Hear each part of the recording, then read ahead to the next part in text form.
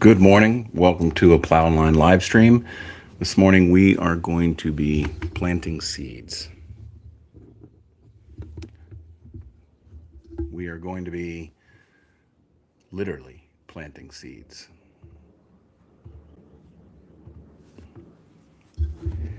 So it's that time of year.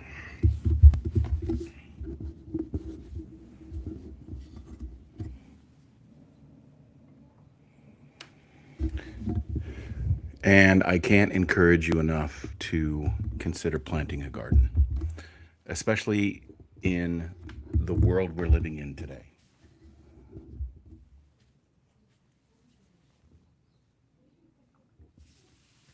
All right, stand by.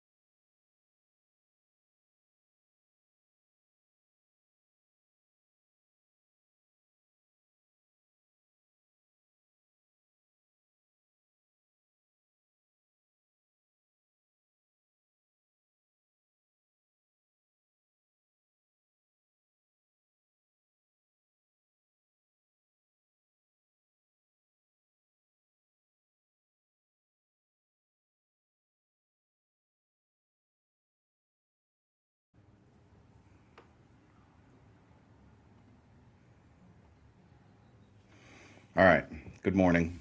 That's really terrible audio.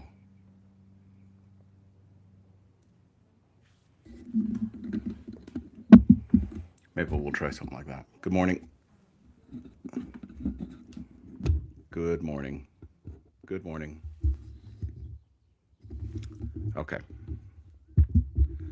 we'll do something like that.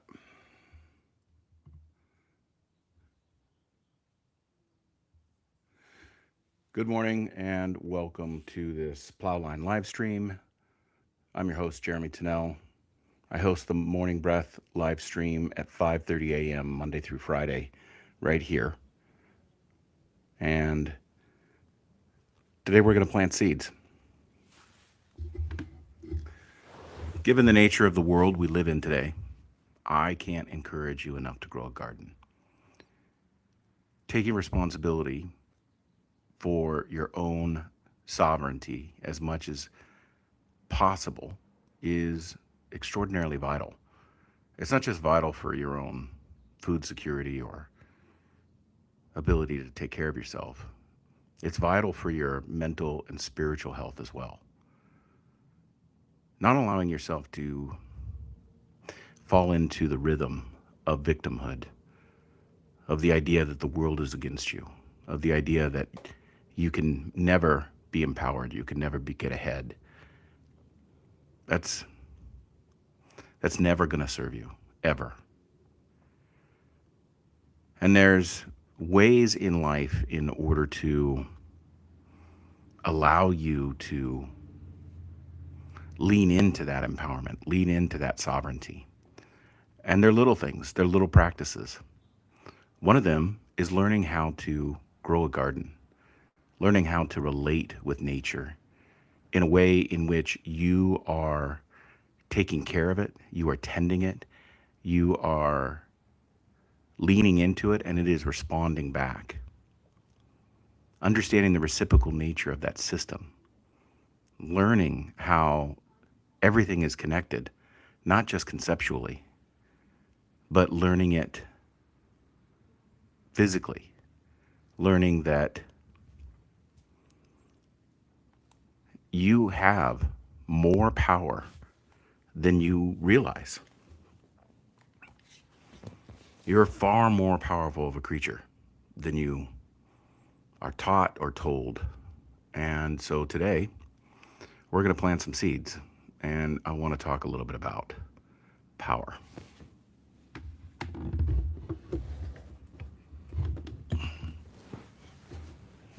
I'm not sure this mic works great. I think we might try something different.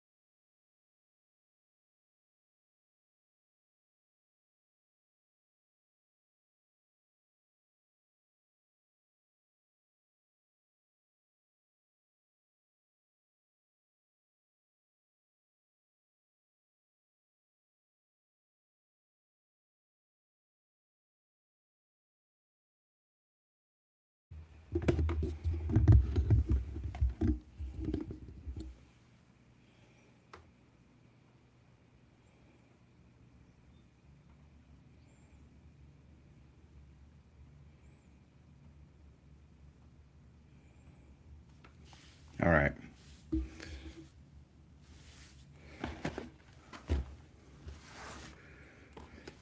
These are seed trays. And they take a... Oh, God. That ain't gonna work. They take a small little puck of peat moss. And when you fill this tray with water, the peat moss expands, and you can plant a seed in it, and the seed will germinate and then allow you to grow a seedling, which you then can transfer into a slightly bigger pot, like a 2-inch, and you can get a nice root system going, which then you can plant into a 4 or 6-inch pot, Or you can plant it directly into the ground, depending on what the ground temperature is and what the conditions are.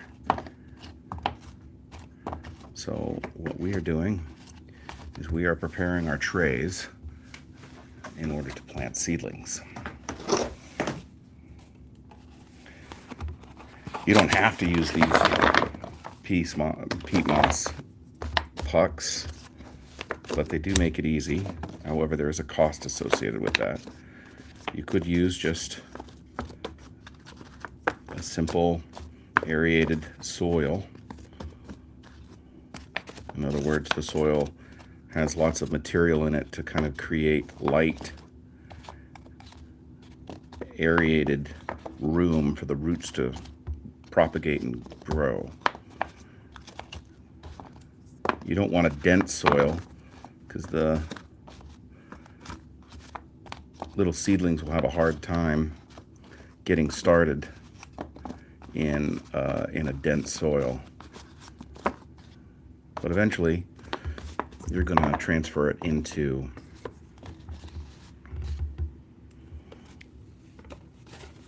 the ground. And the kind of soil you want in your garden is you want kind of a mix of sandy and heavy. It's called loam or loamy, L-O-A-M. Maybe there's an E in there. I always ask my wife how to spell things. She was the spelling bee champion. I was just the kid sitting in the back of the room bored during the spelling bee.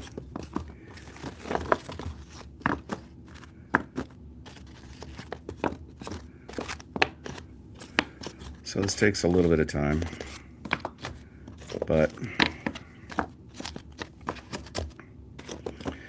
and this year we're going to do something a little different. Normally, you can see in the background there that small plastic greenhouse, right there. Well, there. And I put that up every spring so that people can, or so that I can tend the plants here in the house and then move them out to a greenhouse that I put in 2 years ago down by the garden beds. But this year, I'm getting a little more serious with my seedlings than I have in the past. And the reason for that is because I'm not going to allow my food security to be determined by a grocery store. Don't get me wrong. I'm not much of a homesteader, though I'd love to be. But, you know, we live in a city plot in a neighborhood not far outside of Seattle, Washington. Our neighbors are all around us. We are fortunate that we have a little more room than a standard city plot, but you don't need much room. Think about that lawn that you perhaps have been ignoring, or maybe you've been carefully tending it for decades with pesticides and chemical fertilizers. I love a lawn. I love laying in the grass in the summertime. I love spending time barefoot on a lawn. I love playing on a lawn. But lawns serve zero purpose. They are not edible for most animals, at least standard grass seed. They are an enormous intake of chemicals in order to maintain them, and you can't eat it if you needed to. So whether you're taking care of that lawn or not, I bet you there is a spot where you can put together a 10 by 10 garden spot this spring. It doesn't take much. You need a shovel,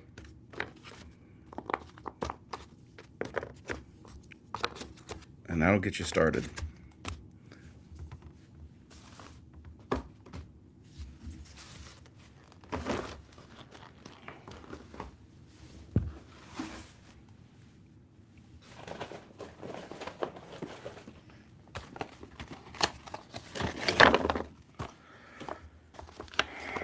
here's what I can tell you.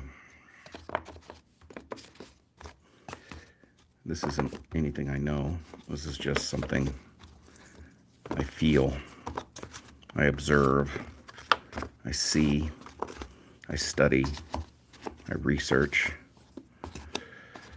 The world's not going to get better. And if you think that there's a political solution or a religious solution or a scientific solution or a technological solution, you're going to be sorely disappointed. Because human beings are incredible creatures. We have this interesting capacity with our frontal lobe for reasoning, dreaming, thinking. We're animals, just like the birds of the air and the small creatures of the field and the fish of the sea. We are a part of the genetic makeup of this planet, but there's something unique about us. There's something that makes us different. And you can go and spend a lifetime in research, as I have. There's information's all out there. I would suggest you start with the Old Testament. Start with the Bible, because there's an incredible amount of history there that just gets ignored. And then move on to the Vedics and understand the ancient history from a proto-Indian perspective. We are a unique creation with the ability to reason and think on a level that allows us to create far beyond any other creature on this planet. As if we ate from some sort of strange tree of knowledge.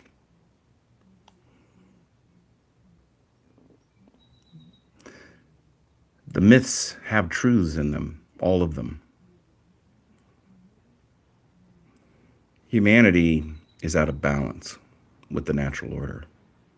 We are an amalgam, a mix of some sort of divine and terrestrial creature. And we're not quite in balance here. And that imbalance is causing massive ripples, dissonance in the system. And that dissonance, the bigger and more connected we get, the louder it gets. We are not going to, this system that we exist within, it's not going to make it. It just isn't.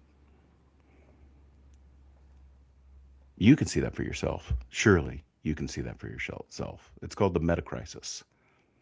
This idea of economical collapse, political collapse, religious collapse, scientific collapse. It looks like we're moving forward, and we are in many respects, but in many others, it's falling apart because we're out of balance. We're out of balance. As systems designers, we learn to bring balance back to the system by bringing balance first to ourselves. We start with ourselves. And there's no better way to learn how to be in the balance than to practice. And it doesn't matter what that practice is. That practice can be breath work. That practice can be meditation. That practice can be yoga. That practice can be gardening. That practice can be hiking. That practice can be any sort of meditative practice that allows you to connect with something deeper than yourself, something bigger than yourself. Those are two different things, something deeper than yourself and something bigger than yourself.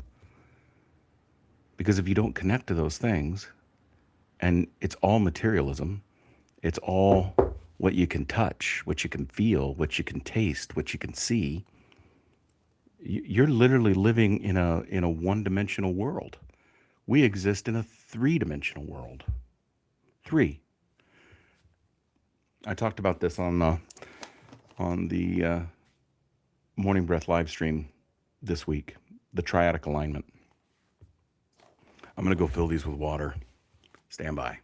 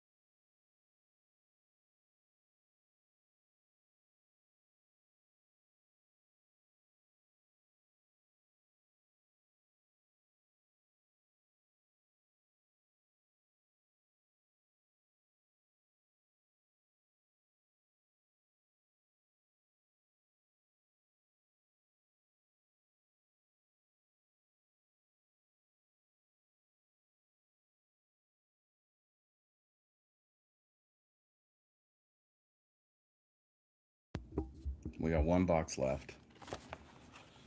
So if there's seeds that we don't get to plant in this tray, we'll attempt to plant them later. I have a lot of seeds. I have more seeds than I'm probably going to be able to grow.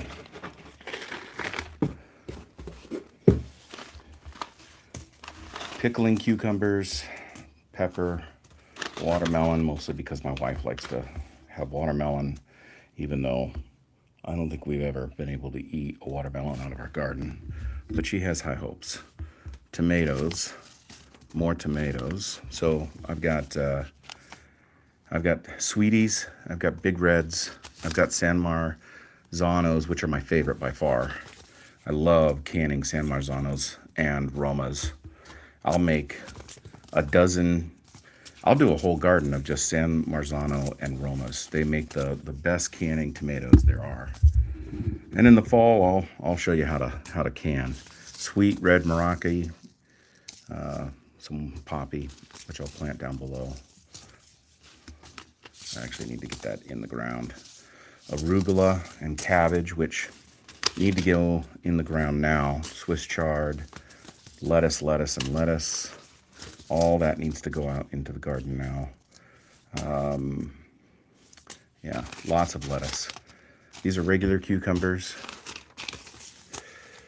Basil, I grow basil with the tomatoes every year. So one of the things that we do as permaculturists is we try and grow plants that allow bees and pollinators to cross-pollinate.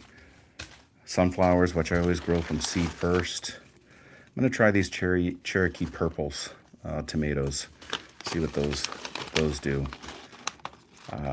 If you're just trying out a garden for the first time and you've got a small patch, the vegetables I would recommend are, first and foremost, I would plant the tomato plant.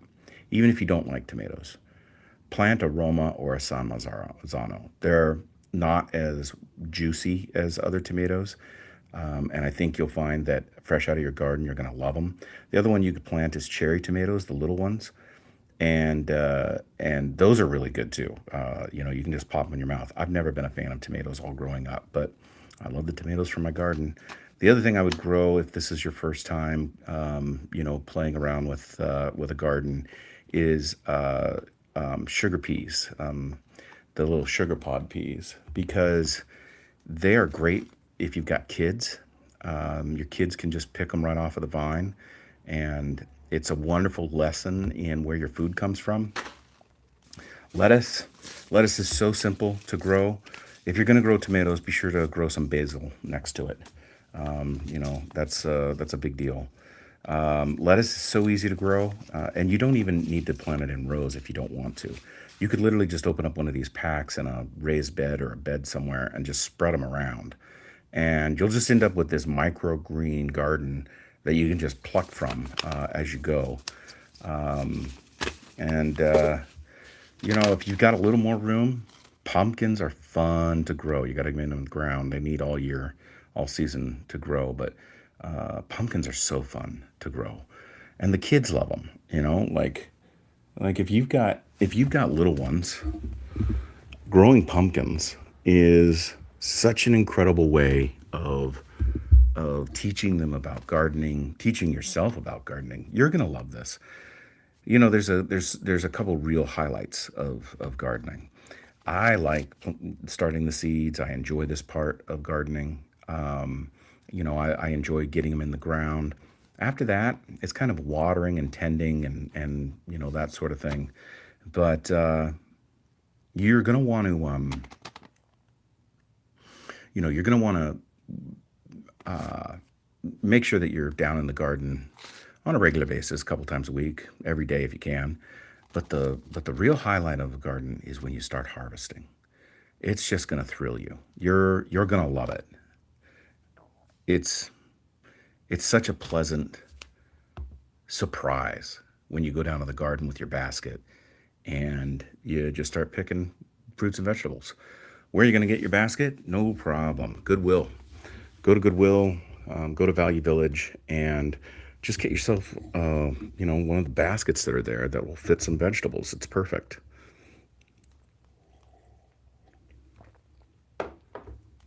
If you want to go a step further in this, in your urban gardening, so let's say that you've dug up a part of your yard, you've got a little garden going, and you want to take this a little bit further. No problem. Try chickens.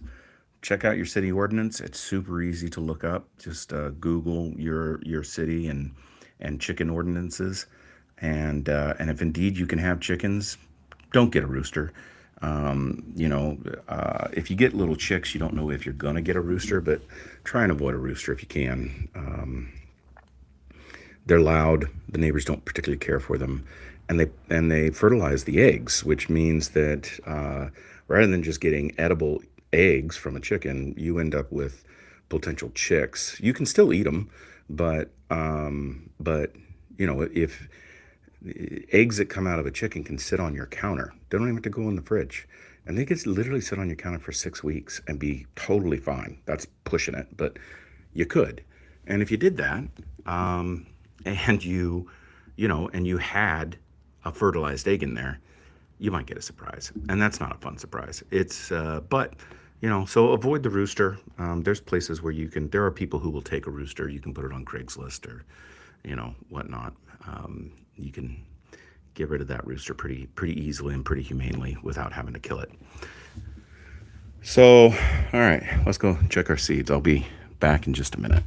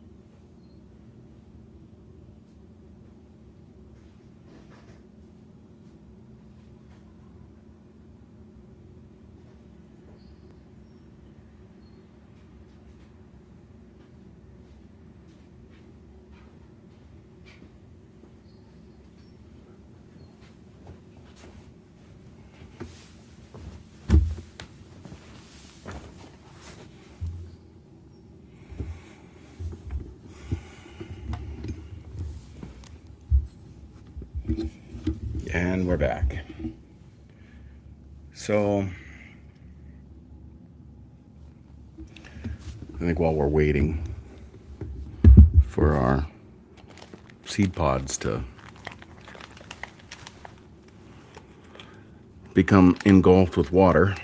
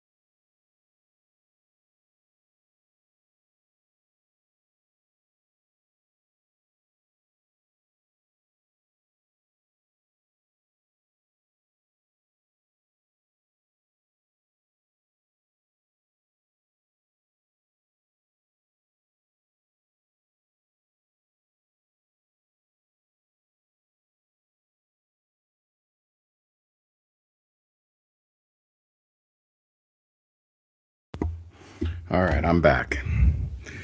Welcome back. Today we are planting seeds on the Plowline Livestream. I'm your host, Jeremy Tennell, systems designer and coherence coach. I'm also the host of the Morning Breath Livestream, Monday through Friday, 5:30 a.m., where we spend 15 minutes starting our day with coherence. Please feel free to join me. So, we're going to go ahead and get started with our planting. Oh, I'm missing one thing.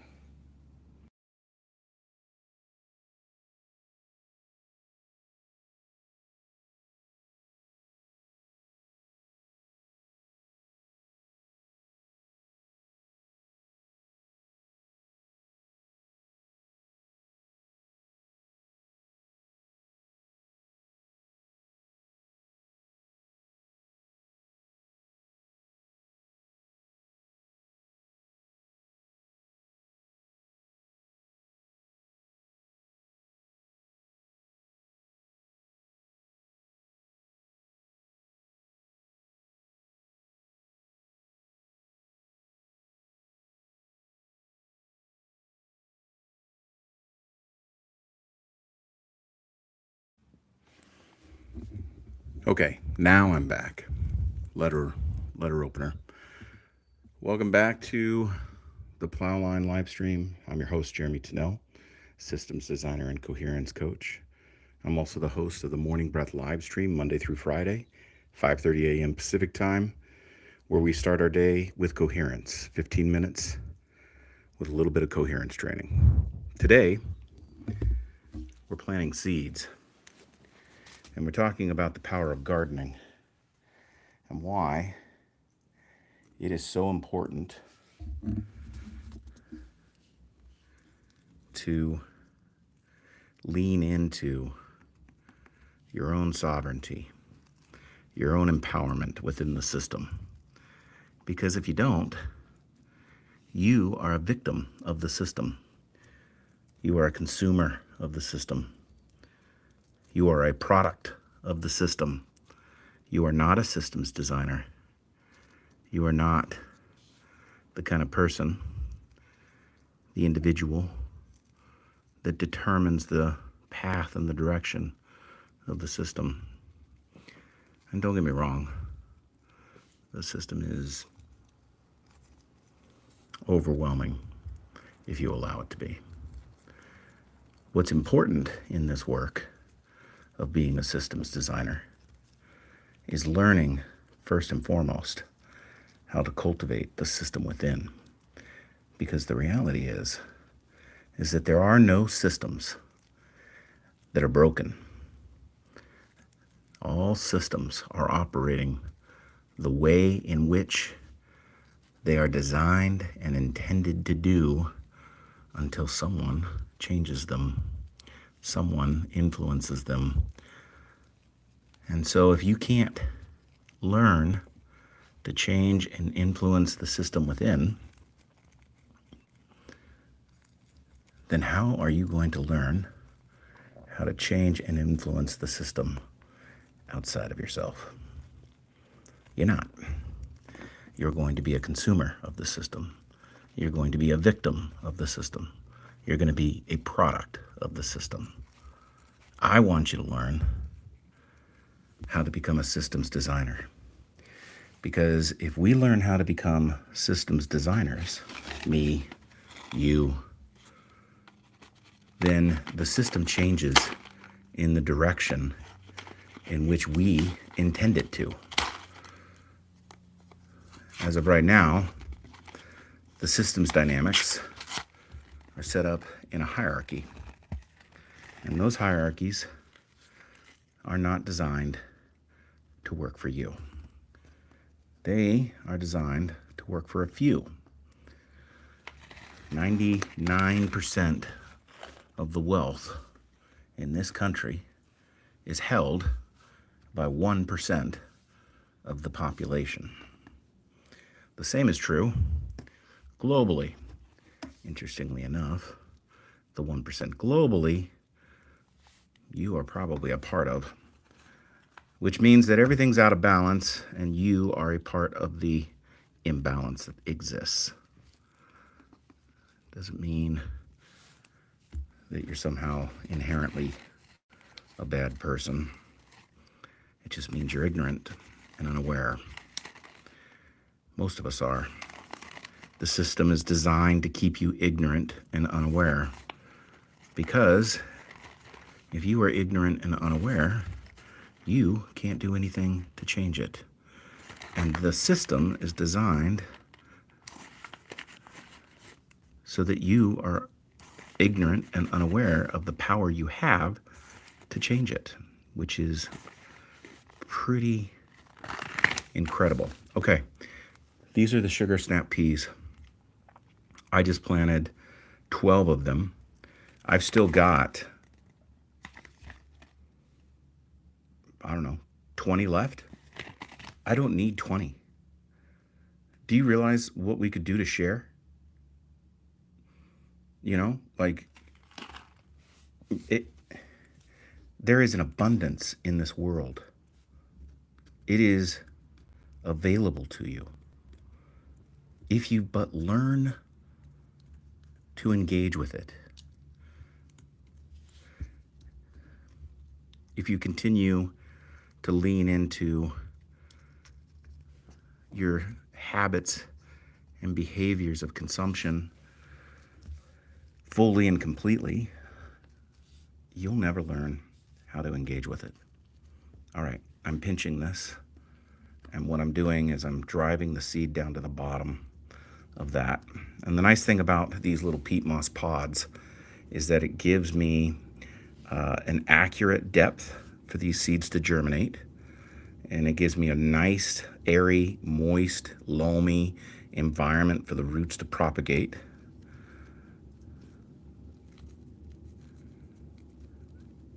Just like that.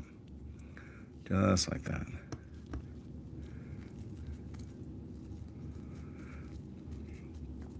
Being a systems designer is about engaging with the system with intention, with awareness, with breath.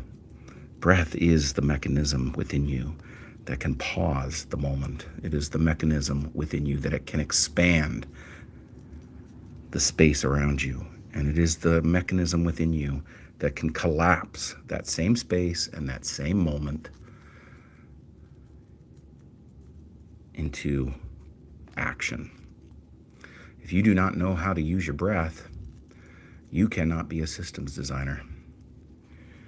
And we practice that every week, Monday through Friday, 5:30 a.m.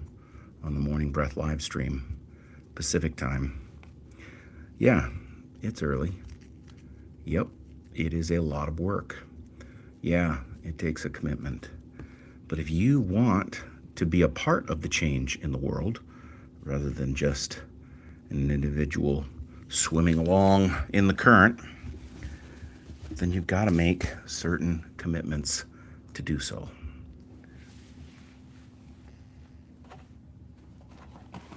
Okay, so now what we're going to do is we're going to label that. So I've got my trusty labeler.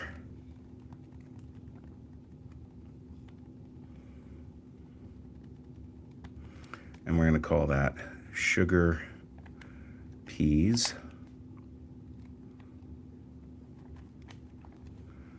And we're going to print that baby.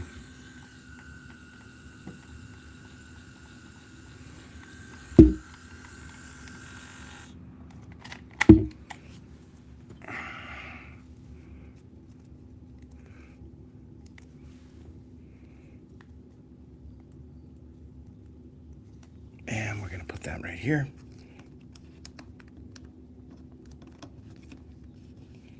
Sugar peas. 2 rows. All right. So let's plant our Alaska peas. And again, there's more seeds in here than I can use. 12 sugar peas, that's a lot.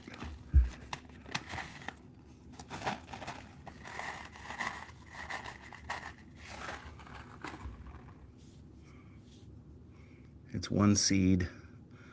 And here's the thing, right? Like, nobody likes peas, I know, and I realize that's hard to see, but it's a pea. That's what it is. That's the seed. The seed is the pea. You're eating, if you eat peas. And you know, a pea out of a garden is so much better than a pea out of a can. And there are all kinds of peas, you know.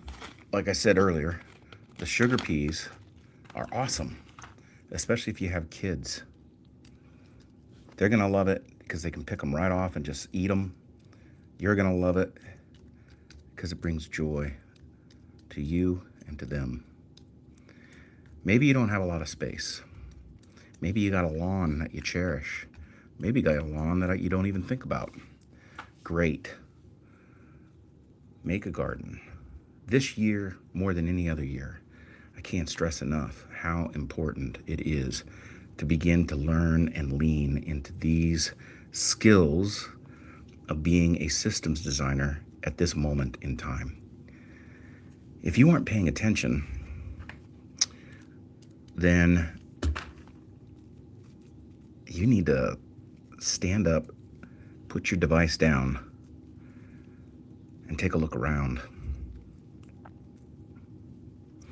The Epstein files are no joke. The ongoing wars propagated across the world are no joke. And the reality is you can't do anything about it anyways. Not just sitting there consuming the news, consuming what's coming out about it. That's not how systems work. Systems don't work by you becoming outraged and then marching at some no kings parade thinking you're making a change. You're not. Change doesn't start outside of yourself. If you are going to be a systems changer, a systems designer, you have to learn that change begins with you. Your leverage point for changing systems is you. You are the leverage point. Well, how in the world does me changing change the system? Because systems are holographic and fractal. The universe is holographic and fractal. Well, what does that mean? What that means is that information, i.e. energy, i.e. matter, which are two of the same things at different states of frequency, move up and down through scales of energy from the galactic universal level all the way down to the quantum level through holographic boundary principles. So, as an example, let's use a mother and a child. So the genetics of the child, 26 chromosomes from their mother, 26 from their father, those genetics are holographic. They are a holographic representation of their parents. And, this isn't the sci-fi type of hologram, that we're talking about here. So one of the things you want to do with seeds like pumpkin seeds is you want to, first and foremost, clip the little tip off, right? So they are shaped like a teardrop, and you want the teardrop at the top because that's where it's going to sprout from. And you're just going to clip that just a little bit. And what's going to happen is that, this is where the roots are going to come from. So we want that down. And when you do that, you're just making it a little bit easier you don't want to make it too easy, right? Like nature abhors ease. And we humans desire it so much. So much. But if you make it too easy, the seed won't propagate. So I'm just barely taking off a little bit. And again, I'm asking myself, how many pumpkins do I really need? And I don't need a lot. So, did I just put one in there? Did I? Yeah, I guess I did. No, I did not. That's the end of the seed pod. All the way down.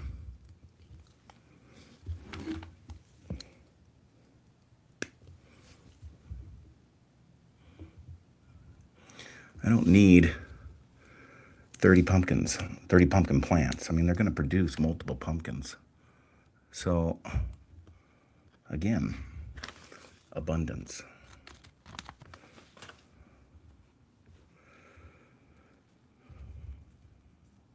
There we go. If you want to change a system, you got to start with yourself. It's just the way it is. Or, you know, maybe you think the system's working for you. You know, like maybe you think the system is like, man, I'm making good money. I got a good job. I got a good life. Good. That's great. Is it serving everyone or just you? That's not my responsibility. Okay. Yeah, it doesn't have to be. You are correct. But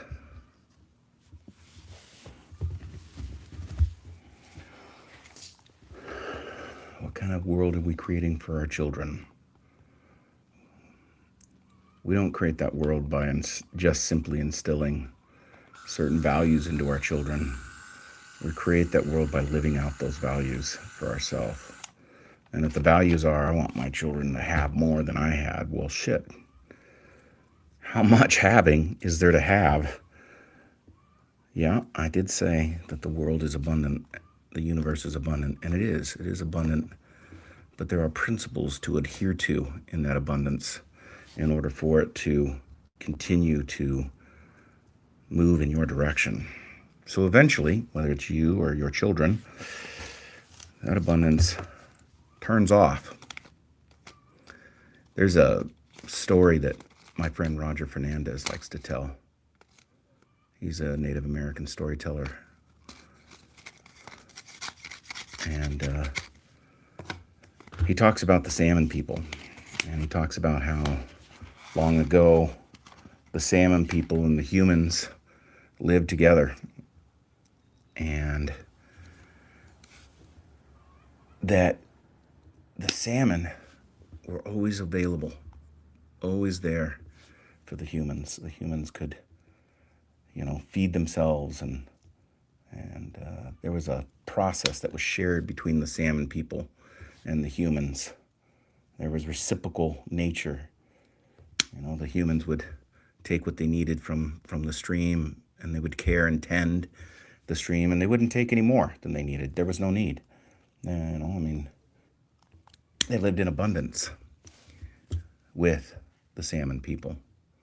And then one day, a young boy comes back from the stream, and he's taken more salmon than he needs.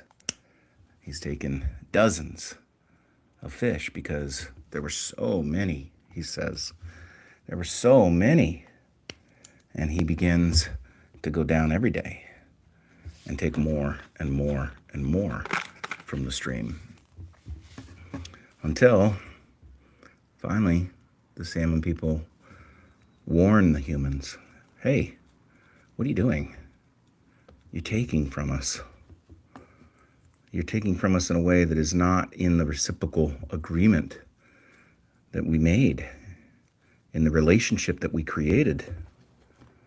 But the people kept taking. The boy kept taking. The village learned to keep taking. And so the salmon came back and they said, "Hey, you're taking too much. You need to stop." And the people said, "There's plenty. There's plenty." And so the people kept taking. And then their care for the land and the stream began to lax because they had more than they needed. And in having more than they needed, they fell out of the reciprocal relationship that they agreed to. And their care for the village and the stream and the forest and the woods no longer existed. And they just kept taking. And finally the salmon people came back and they said, "That's it. You can take no more." And they disappeared. And the people grew hungry. And they asked and pleaded with the waters to bring back the salmon, for the salmon people to come back and talk to them. But their cries were met with silence. And so they continued. And the boy had grown into a man by this time. And he waded into the waters. And he prayed that the salmon people would come back. But they didn't. So he waded deeper. And the salmon people did not respond, so he waded deeper. Until he went up under the waves and then never returned. And many, many years later, the salmon people returned and said, "The boy came and talked to us. He lived among us. He learned from us. And he became a great person amongst our people." And so we agreed that we would come back. But we will not be here every day. We will be here only during specific seasons, only during specific times. And so you must take care, because if you don't, you'll starve. So the people agreed, and the salmon returned in the fall. And some runs of salmon returned every year, and some runs of salmon returned every few years. And in this way, the people learned to live in balance with the salmon people once again. If we choose not to live in balance, if we choose to live out of balance, then we are not keeping up our sacred oath, our sacred relationship with the world, with nature, with the systems that we inhabit. Not the systems we create. That's what makes human beings unique from all other animals, all other creatures. We are creators. We are able to build worlds unlike any other creature that exists on this planet. But that does not make us masters. That makes us stewards. That makes us in relationship in a way that must be good, that must be healthy, that must be well-intended, that must be aware of its power. Instead, we extract, we crush, we dig, we burn. Everything we take from this world is accounted for. We think we can control it. We think that we can spray aerosols into the air, manipulate the weather through radio waves, manipulate the way that the water drops across mountain ranges. And we do. We do those things, but not without consequences. Not without consequences. We are in a reciprocal relationship with this system. And we are either going to choose to be in balance with it,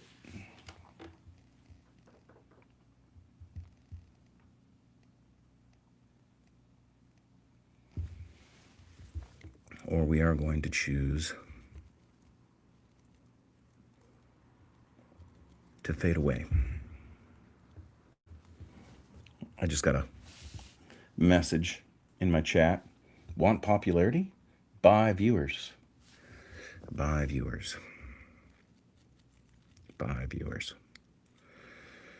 Buy, sell, get, consume, eat, shit.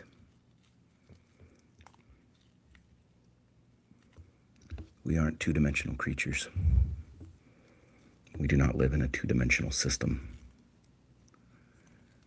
We are creatures that are blind and unaware to our birthright and our destiny.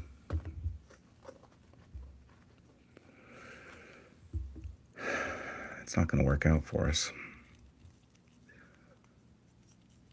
I've chosen to look beyond this present time because there is something that's going to come beyond it. And, honestly, most people are not going to choose a different path. They are not going to choose to be systems designers. They are not going to choose to be the kind of person that looks within rather than outside of themselves for answers. They are not going to be the kind of person that is willing to cultivate self-awareness, self-regulation, self-reflection, and ongoing self-inquiry. Because why?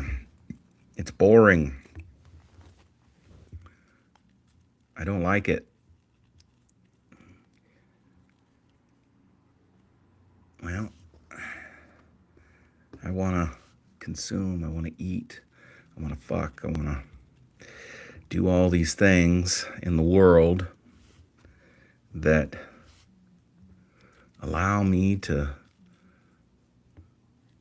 find pleasure.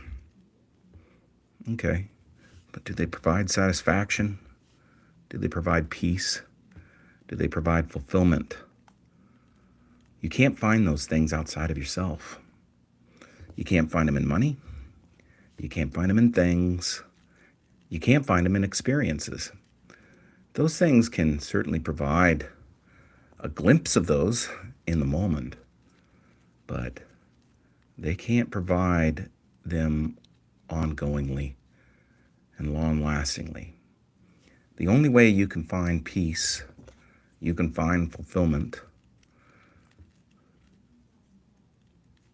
you can find rest away from the anxiety, away from the depression, away from the constant thoughts in your head, is to quiet yourself in a moment.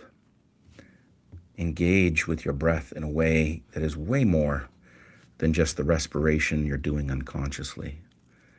Learn to create space around you, within you, through breath. Inhale, expansion. Exhale, contraction.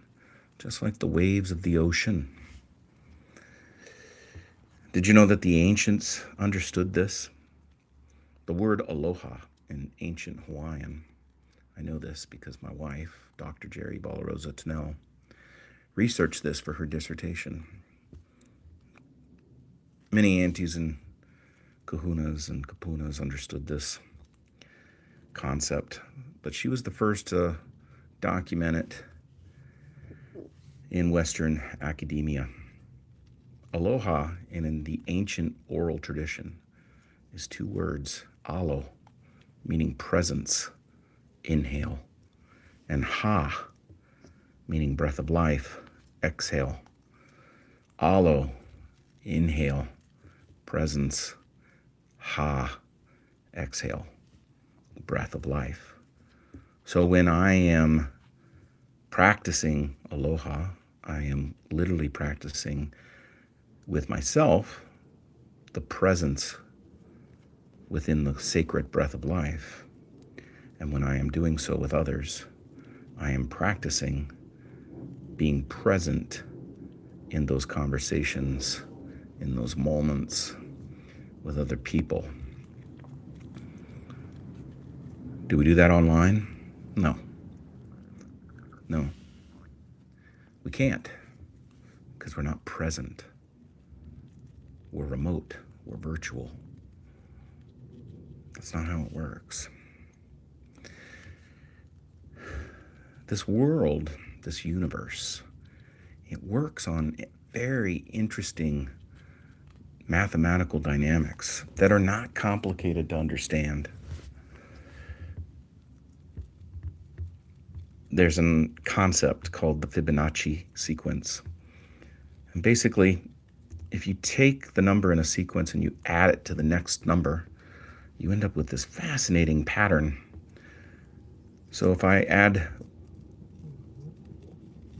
1 and 0, I get 1. If I add 1 and 1, I get 2. If I add 1 and 2, I get 3. If I add 2 and 3, I get 5. If I add 3 and 5, I get 8. If I add 8 and 3, I get 13. So you end up with this sequence. And when you allow it to go from a mathematical sequence into form, that's what geometry is. Geometry is form. Mathematics is understanding that form from an analytical perspective. When you allow it to take form, it's a spiral. And it's called a phi spiral. P-H-I, a Greek term. Phi spiral.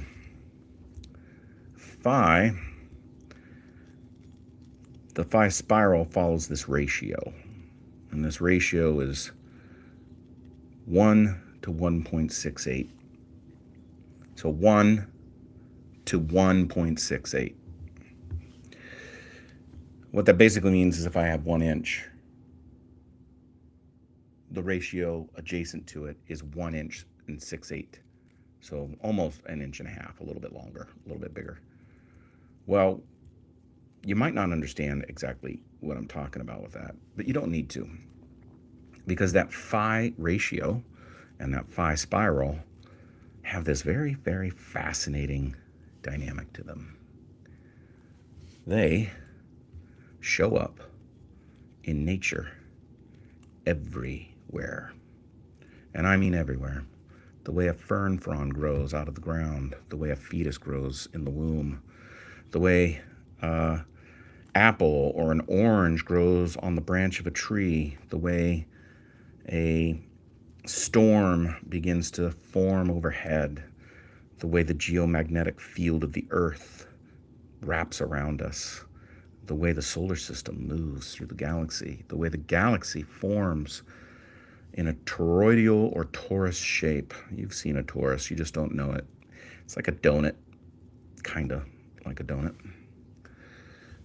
I might even have one. Let me see.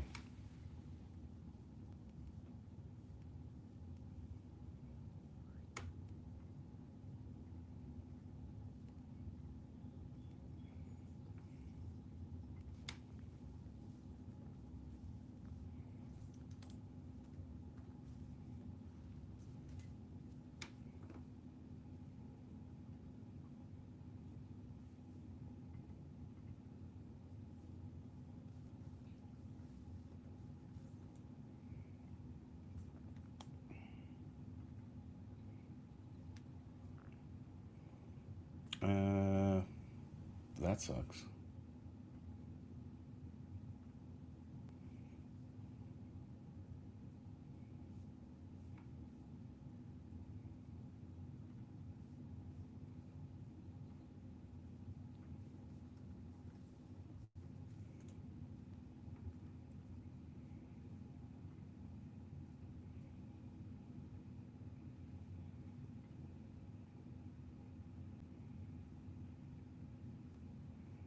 Okay.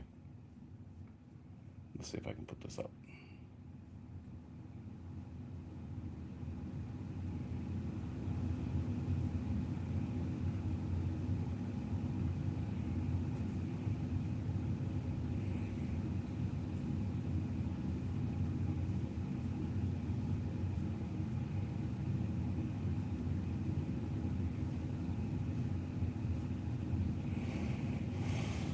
There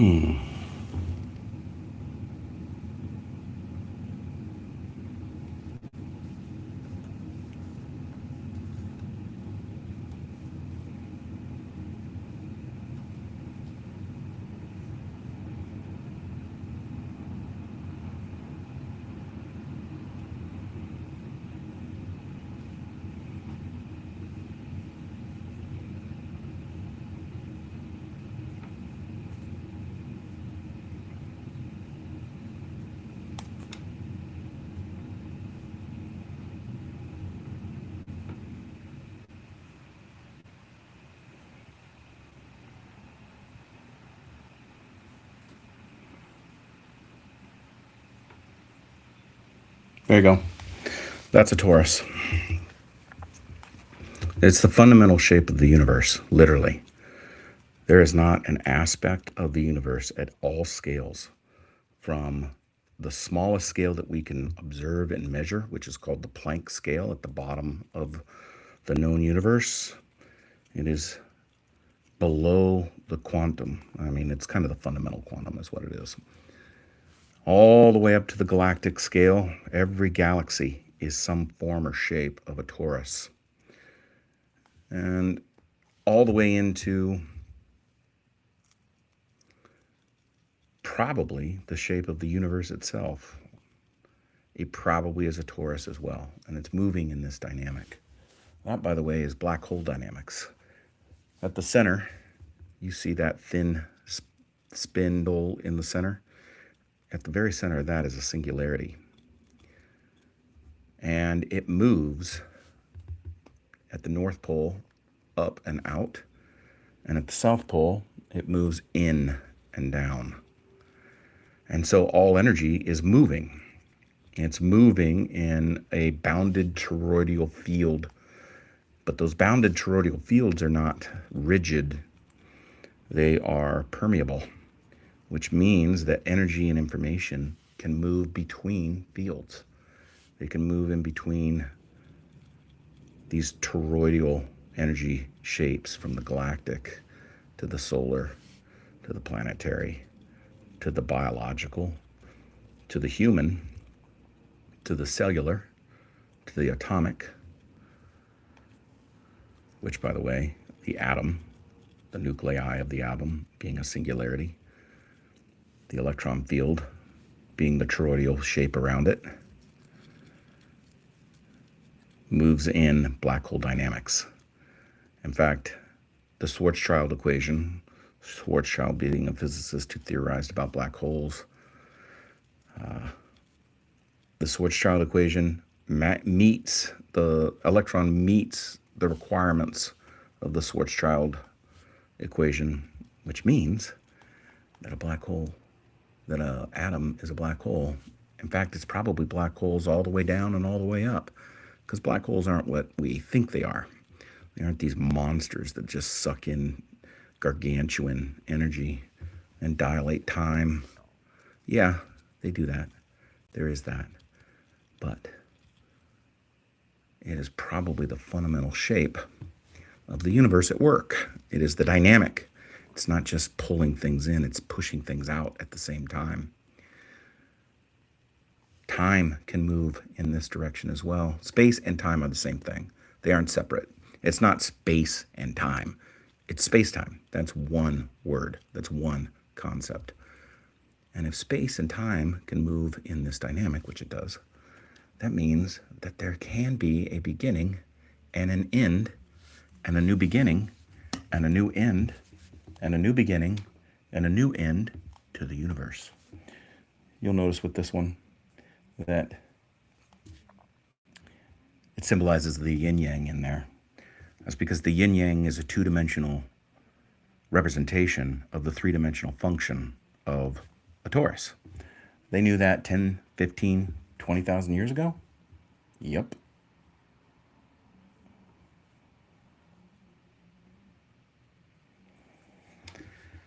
Yep, they did. The ancients knew and understood more than we did. So why are we sitting here in this highly advanced, highly technically savvy culture that is ignorant of our origins, ignorant of our purpose, ignorant of where we should be, because we have agreed to live in a hierarchy, a rigid hierarchy, which we don't find in nature. There are hierarchies, don't get me wrong, definitely hierarchies, but hierarchies moving up, just like that torus dynamic that's moving up and out through the North Pole, also move around the exterior and down and in through the South Pole, which means that the hierarchy, the rigid hierarchy that we exist within, it's a manufactured dynamic. It's not even nature. That doesn't even exist in nature.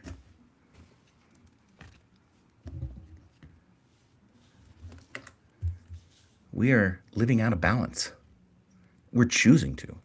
What? I'm not choosing this world. You choose this world with every fiber of your being. We all do. But you don't have to. You can choose something else.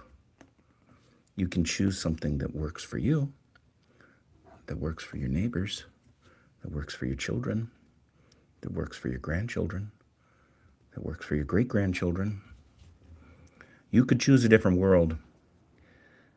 You could make a different world. But you can't make a different world from the place you're at now. All you can do in the place you're at now is be a consumer, is be a victim. And if that's good enough for you, then do it. But know this, you are a part of the problem. Choose to be a part of the solution.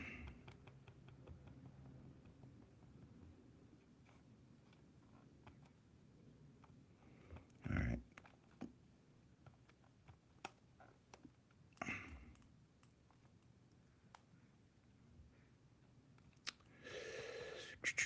Trying to figure out how to...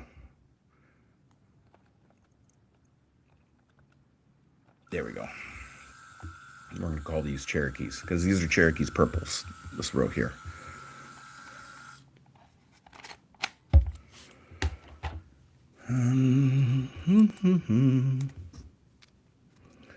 So I'm going to end up with more than I need, and that's fine. And what I'm going to do is I'm going to give them to my neighbors. I'm going to give them away. Why am I going to give them away? Why wouldn't you sell them, bro? Well, I could sell them. But here's what I'm really interested in. This is what really interests me.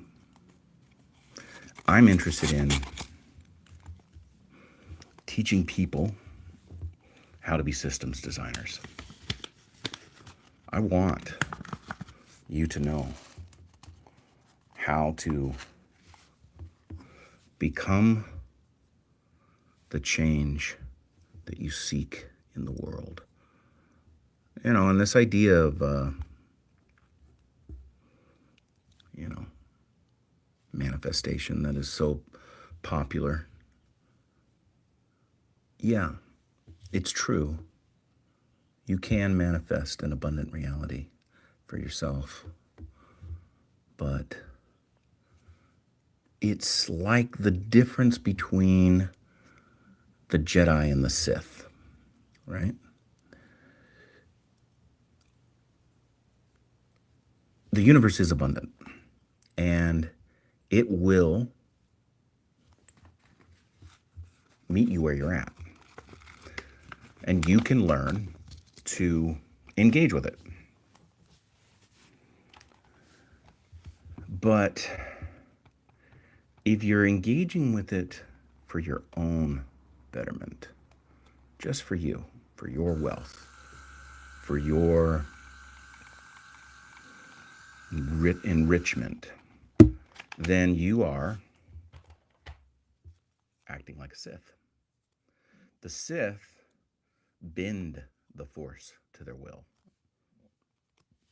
They use their emotion in order to literally bend the electromagnetic fields around them towards their will. And yeah, it works. It definitely works. But you serve no one but yourself. And if you subscribe to the idea that, well, none of us are going to get out of this world alive, so I might as well get whatever I can. Okay. No problem. You're a part of the problem, though. The Jedi, on the other hand, they don't bend the Force to the will. They allow the Force to move through them, to pass through them. Rather than them being an instrument to bend the Force to their will, they are an instrument of the Force itself. And they realize that,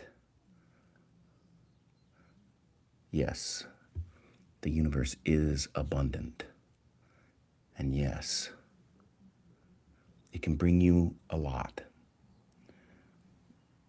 But the point isn't to make it bring you everything you want and desire.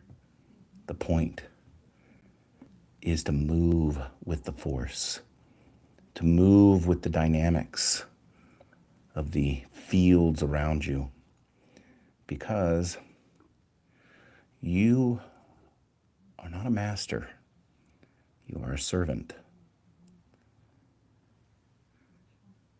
And when we allow ourselves to learn and be guided by the Force,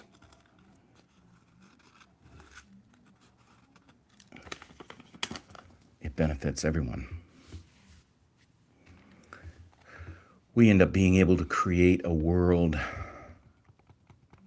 that is dynamically powerful towards the betterment of not just humanity, but the world and the universe that we are the caretakers of. I think the myth of the Garden of Eden, and I'm using myth loosely, I'm not saying that the Garden of Eden is a literal story, but if you want to believe that, that's fine. That's fine. It doesn't really make that much of a difference until you choose to make it that much of a difference. The story itself has extraordinarily important systemic principles that are important to understand. And one of the things about that story that's important is the idea that humanity are the caretakers of the garden. That is what Adam and Eve were told. You are the caretakers. And then they fell out of alignment with that. They did what they were. They went from allowing the Force to move through them to bending the Force to their will. In other words, the myth of the tree of knowledge of good and evil, which they eat from the fruit of, is, the concept of it being forbidden is a boundary. It is a boundary that is designed in order to keep things in balance. And by choosing to eat from that fruit, they are choosing to imbalance the Force. And by imbalancing the Force, they don't just imbalance it for themselves, they imbalance it for the entire garden, to the point that they can no longer be tenders of the garden. Now, if I were to say, oh, there's got to be a literal point to that, I think that the literal point is that the garden was not some hidden place that we can't find on this planet. It wasn't the planet itself. It wasn't another planet. I think the garden is this universe. I think this universe is ours to be caretakers of, not masters, not extractors, caretakers. And maybe we do that in balance with others. I don't know. I have no idea.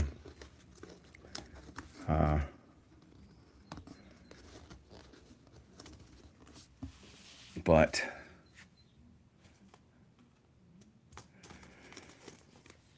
we lost that birthright.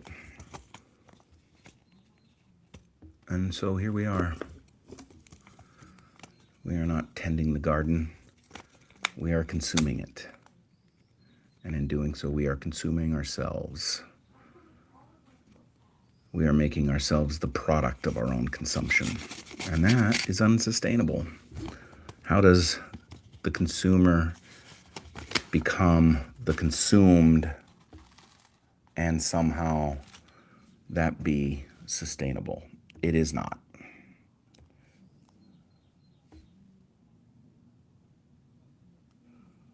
These tomato seeds are tiny, tiny, tiny, tiny. You know, they obviously come out of a tomato. This is something that I would really like to learn. I would like to learn how to extract my own seeds and preserve them, so that I could create a cycle rather than having to spend an enormous amount of money, considering the amount of stuff I got at our local corporate hardware store.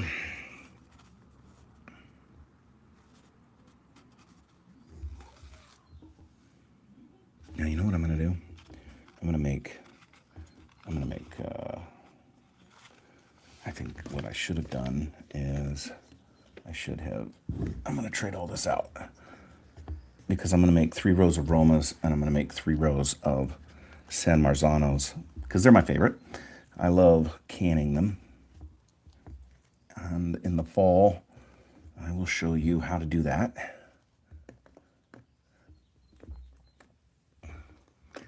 Okay, so I'm going to make this. What did I just do? Oh, I'm going to make that Romas. So that's going to be, okay. So then what I'm going to do is I'm going to make this row here, San Marzanos.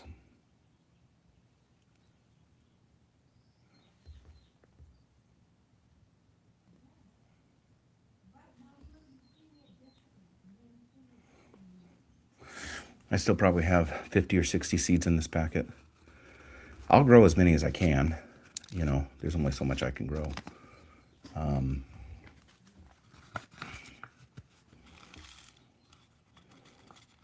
I'll give as many as I can away. But the reality is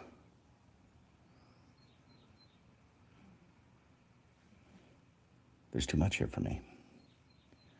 You know, the amount of tomatoes, I've planted 1 tray of tomatoes here.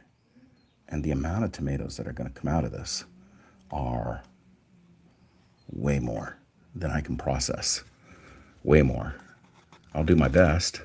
I'll process as many as I can. I'll give away as many as I can.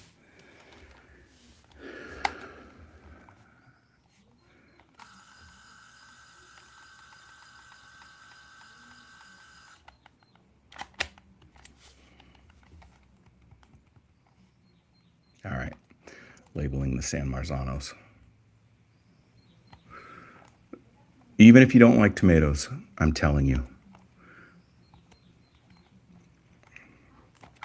San Marzanos and Romas are the best.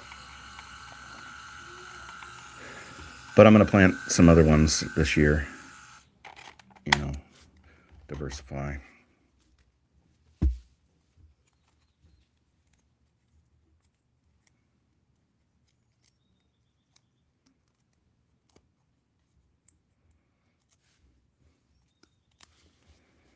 Okay, we've got all of our Romas labeled.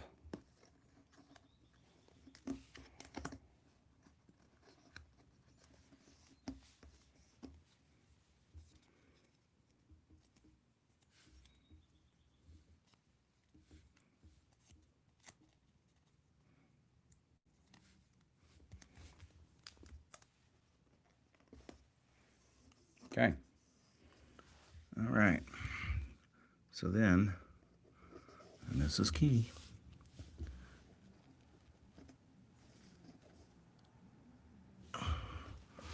you got to close them all up.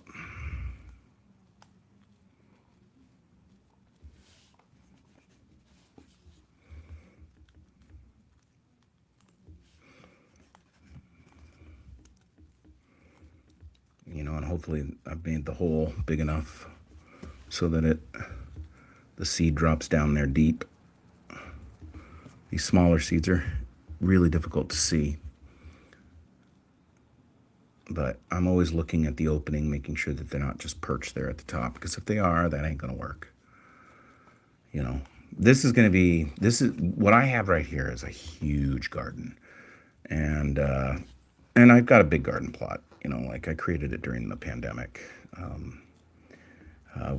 My wife and I had started well, when we first got married, we had this little house in a town north of here, and she told me, I want to start a garden. I'd never gardened in my life. Well, my parents did when I was a kid, and I would watch them, as a kid, and they'd ask us to come out, but I got to give it to them. They, for better or for worse, I can't decide if this was a good thing or a bad thing, but they didn't force us to go out into the garden. They forced us to do everything else. I had to mow the lawn, wash the cars, lots of chores, right? But one of the things that they didn't force us to do was to garden. And, maybe it's for the worse because I didn't learn some of the things about gardening. I learned some basics, but how much was I really, I don't know. But for the better, like I didn't look at gardening like, ugh, that sucks. That's just work. And so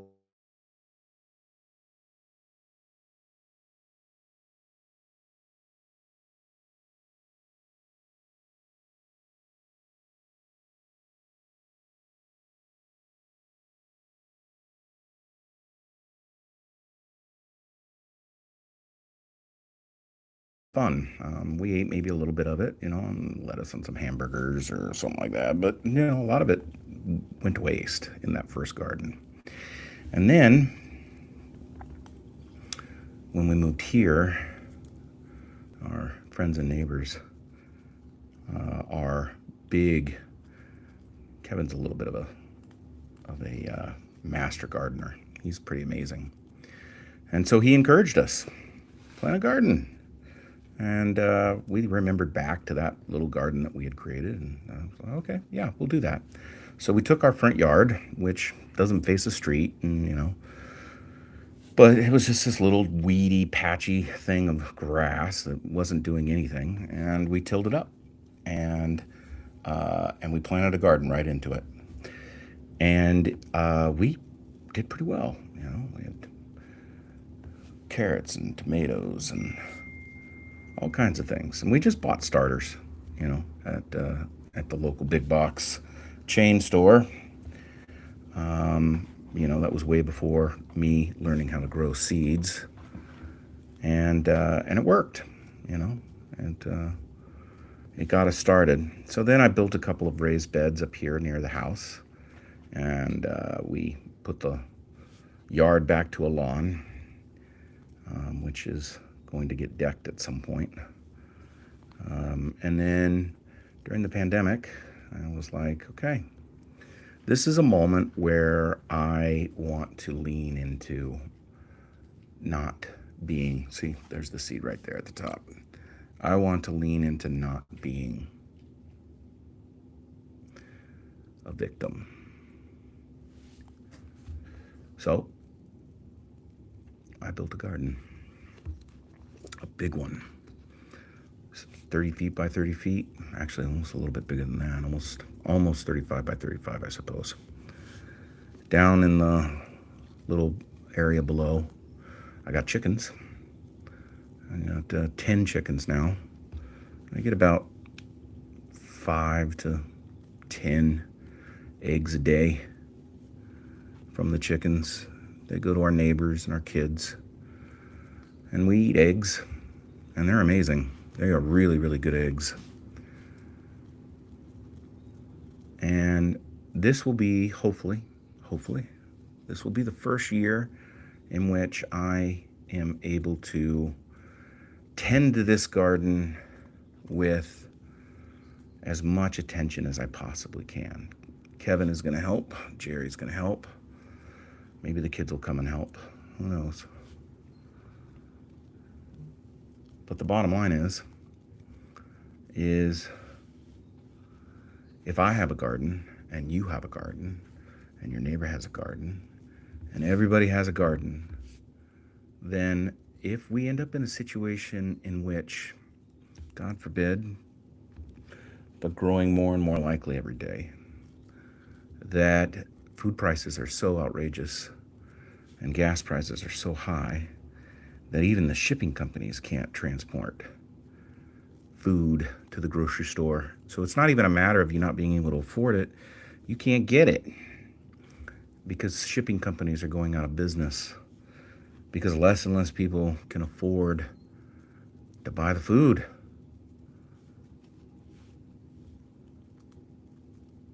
I'm going to be able to take care of you, and you are going to be able to take care of me, and we are going to be able to take care of our neighbors. And we are going to teach them how to garden, and we are going to teach them how to plant and harvest and can. Don't be a victim. Don't be a victim of the system. Don't be a consumer of the system. Do something about it. You don't like the way the world's going? Do something about it. Put down the goddamn sign. Stop protesting. It's not going to do anything. It's not going to do anything because they don't care.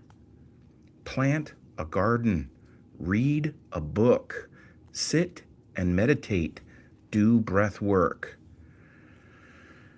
Eat better. Exercise better. Think better. Work on your self-reflection, your self-awareness, your self-regulation, and your ongoing self-inquiry. Do these things. Do them in community. Start to meet with your neighbors. Form groups of 5, 6, 7, 8, 9, 10, 11, 12 people. Don't go beyond 12 because it just becomes a party at that point. If you want to create a group of people that can grow together, that can think together, that can work together, that can push each other, that can help each other, grow a group into 12. And then divide it like a cell. Divide the group. Divide the group into another group. It doesn't matter how they divide. 6 and 6, 3 and 9, 2 and 10. It doesn't matter. And then grow it again. Grow it again. Why? Because we need to be self-sufficient. We need to work together. We need to help each other. We need to create the means to ensure that we are resilient and resistant to catastrophic change. And that might just be around the corner. I don't know. I have no idea. But I can tell you this, I'm certainly not going to just roll over and let it happen to me. I'm not going to just say, no, our leaders wouldn't do that. They wouldn't do that. Come on. They wouldn't let it go to hell in a handbasket. Come on. You're being ridiculous. You're being silly. That's not the way the world works. That's not how it works. The way it works is you vote. You vote. You cast your vote. You let your voice be heard. You get out and you protest. Whatever. I'm 53 years old. I've watched as my parents had the same conversations that we're having. The only difference is that they could have it civilly. They could have it without saying, I'm never coming back again. I'm never going to attend Thanksgiving again. You're the worst person ever. They didn't tie their identity to their politics. They didn't tie their identity to an anchor that was so tight it took them to the bottom of the ocean. They had their flaws. You can see their flaws in the world everywhere. But we took what they gave us and we set it on fire. Thinking, gee, if we burn the system down, it can't hurt us anymore. Yeah, it can. Yeah, it can. You know, have you ever seen a dumpster on fire rolling down the street with people leaping and jumping out of the way? Some great video up from the Seattle protests during the pandemic. Pretty ridiculous. Stand up. Be a systems designer. Don't be a consumer. Stop putting the signs in your yard. Stop doing the book clubs that don't change anything. Read and change. Ask yourself the hard questions. Lean into them. How is it that I am affecting these systems? How is it that I am participating in these systems? You know, the thing that you don't realize about systems is that even when you participate with them in a manner of protest, right? You know, like, well, I've got the sign in my yard. I go to the book club. I went to the march. I'm not a racist. Okay, you're not a racist. But do you identify as a race? Do you identify as white, black, Asian? Because that's a system. And it's a system that was designed for one thing and one thing only. One thing. Race is not biological. It is not in our genetics. All of humanity, we mapped the genome. We mapped the genome far enough by 2001. We didn't finish mapping the genome until 2023. But we started it in 1996. And by 2001, we had mapped enough of the human genome to know, and you can go read it. It was in magazines everywhere, including National Geographic, and Wired magazine did a story on it. It's all over the place. We mapped the human genome far enough to know that all of humanity, all 9 almost billion of us, are 99.9998% genetically alike. We are one species. There's no such thing as race in biology. None.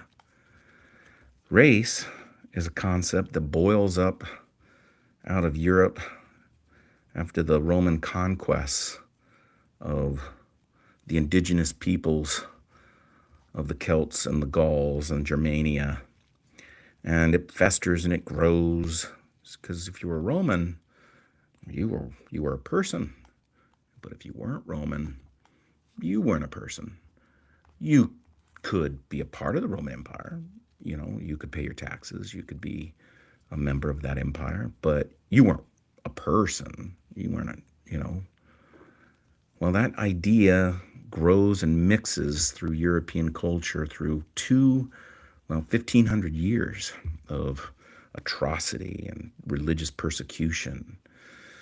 And it keeps growing and it keeps growing. And then by the time you get to the Crusades in about 1000 AD, which last about 800 years, and there's about a dozen different of them, the last of which was called the Reconquista, which was along the Iberian Peninsula, which is Spain and Portugal. And in the Reconquista, the Spaniards wanted to, the Castilians and they wanted to push out the ethnic people that had been living in the Iberian Peninsula, which were primarily made up of Christians, Muslims, and Jews. And being Catholic and Christian, they said, you have to be a Christian to live here. And if you're not, you're either going to convert or you're going to die. At least that's what everybody, except for the Muslims, were given a choice of. The Muslims were just killed. And so by 1492, the last battle of this 800-year war that was waged along the Iberian Peninsula is over. The Castilian family end up securing the Iberian Peninsula. Portugal and Spain have created some alliances.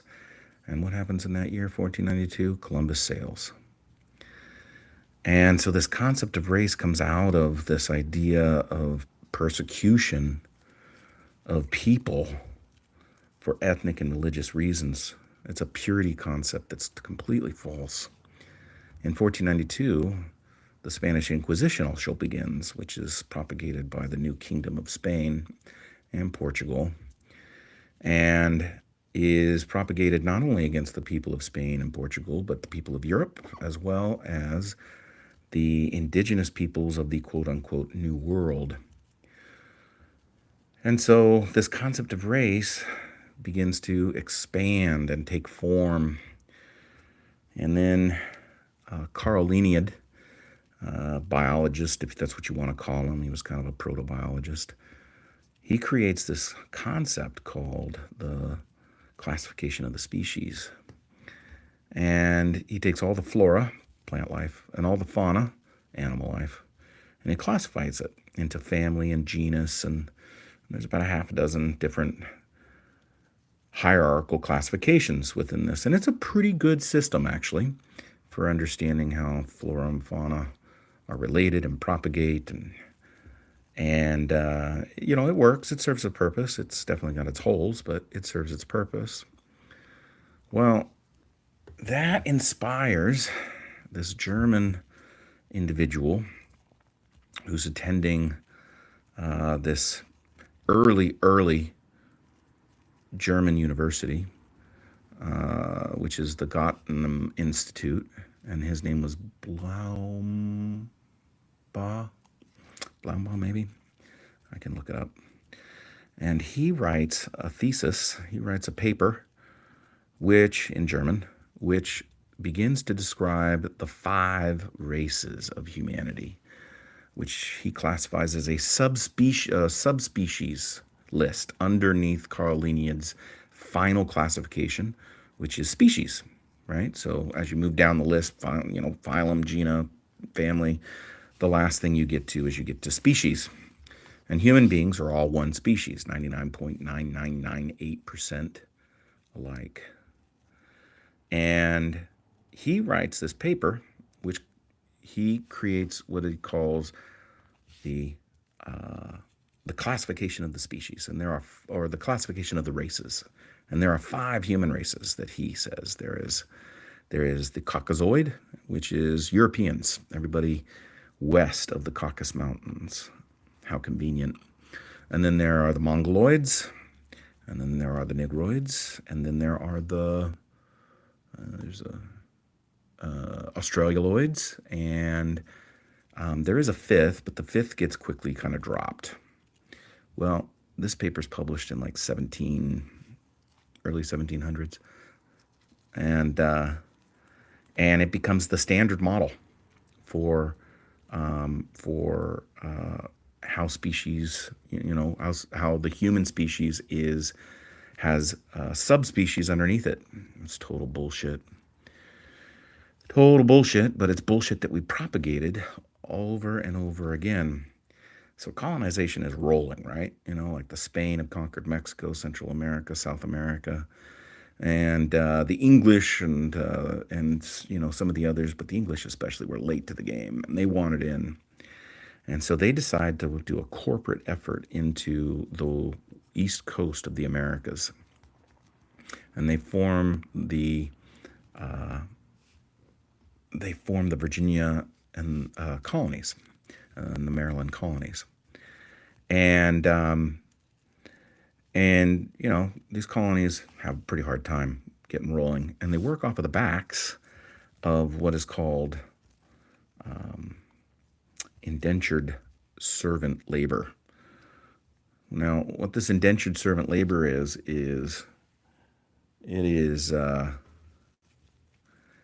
all of these former serfs. So these are tenant peasant farmers, generational tenant farmers who lived on private land in Europe, in England, in Great Britain. And, the nobles owned the land, and the tenant farmers farmed the land. And they would give their, a portion of their wealth to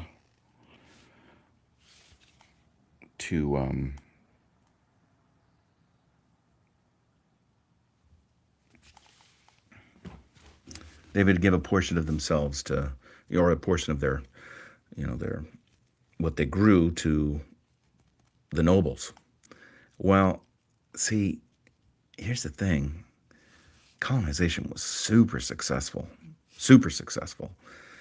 The Spanish were extracting massive amounts of gold and silver and precious metals out of Central and South America and Mexico, just stealing the wealth of the once ancient empires of the Maya, the Inca, and the Aztec. And slavery of the African population was an extraordinarily lucrative business. It was kind of an early stock market. And so even though you may not have owned slaves in Europe, although many people in Europe began to own slaves, if you had wealth and money, you definitely invested in it, just like the stock market. And so these nobles, one, had enslaved peoples at their ready, and they didn't need serfs any longer. They didn't need tenant farmers. They didn't need these people that they had to manage and govern and create relationships with any longer, because they could do the same with enslaved peoples. And because they weren't having to feed all these tenants on their land because they kicked them off, they could have a much smaller plot, which means that they could utilize enslaved peoples in order to grow enough food for them and their enslaved individuals, and their investments were making massive amounts of money because they were investing in these opportunities that were coming up. Capitalism was becoming a very rife part of European life. It was emerging into a powerhouse of economic movement. And all these indentured servants, all these people that had lived on the land for generations and generations, like many, they may have lived there for 5 or 6 generations, like close to 1,000 years. They get pushed off of the land, and they end up living in the cities at Edinburgh and Glasgow and England or London, and all these cities. And so suddenly, by the late 1500s, London and England have this massive epidemic with homeless, jobless populations, individuals that didn't have jobs, that were starving. So they began to create sanitariums, and they imprison these people and find any excuse whatsoever in order to put these people in jail. Prostitution was at an all-time high. This is where the Jack the Ripper thing comes in, that kind of story comes in. And so the king is like trying to find a solution. Like, what the fuck do we do with all these people that we have to feed? And so the solution comes, and what they do is that they send them to the New World. All the prisons and all the sanatoriums get emptied out.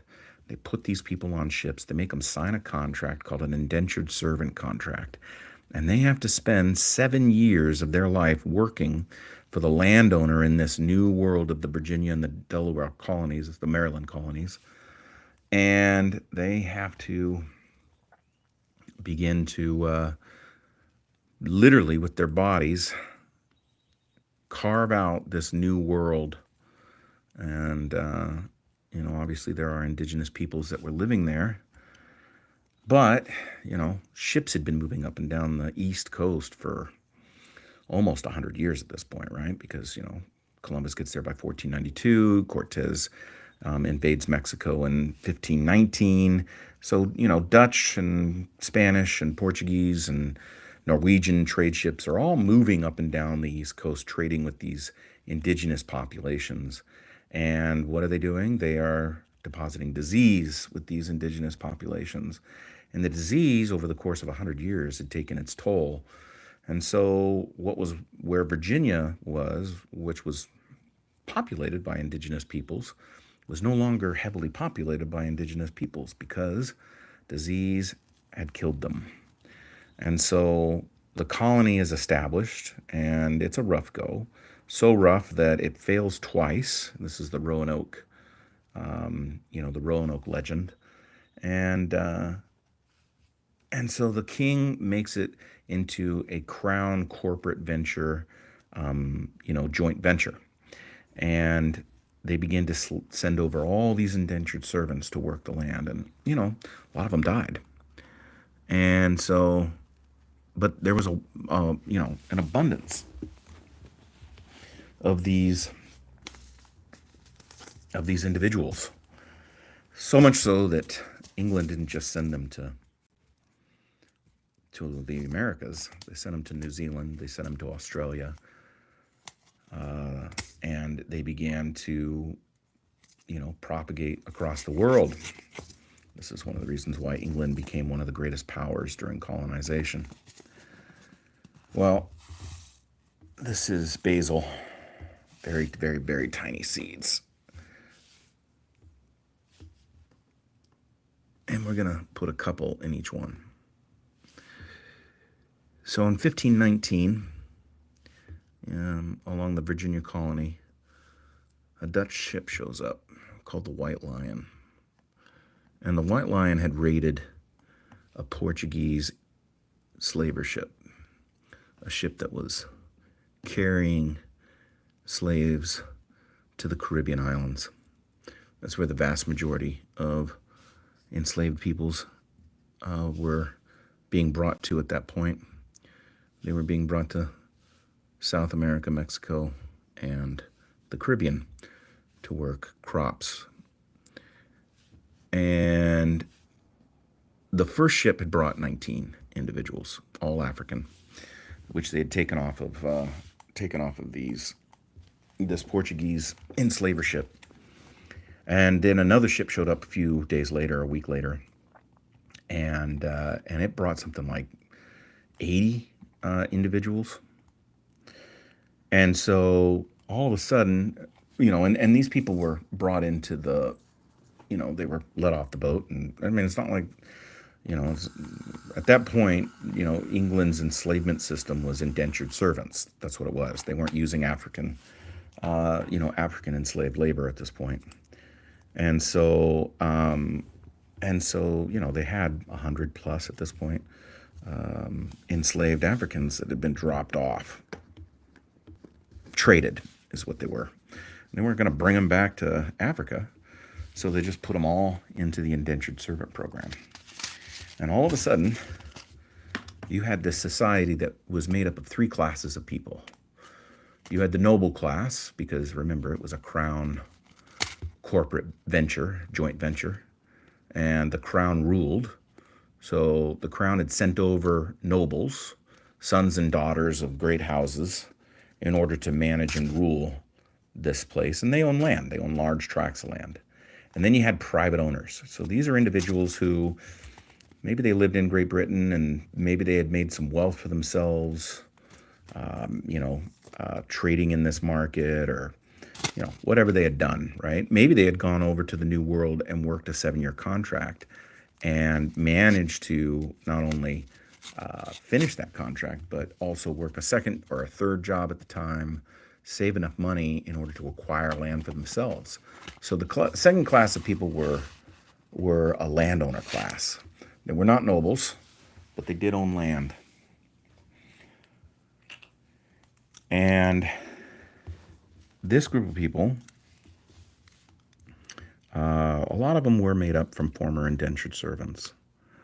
And so you had the third group of people, which were indentured servants, which were growing. So between 1590 and about 1665, you had this growing population in the indentured servant landowner class, because people would move out of the indentured servant class and they would move into the landowner class, and they would, that were both white and black. And there were a number of individuals, both white and black, who owned slaves, indentured servants. They owned indentured servants. It was a form of slavery. It was a form of enslavement. And they, they own land. Well, human beings are human beings. And so, obviously landowners fell in love with their indentured servants, and, and it's not like they were segregated. And, there were white and black people who were making families and together, and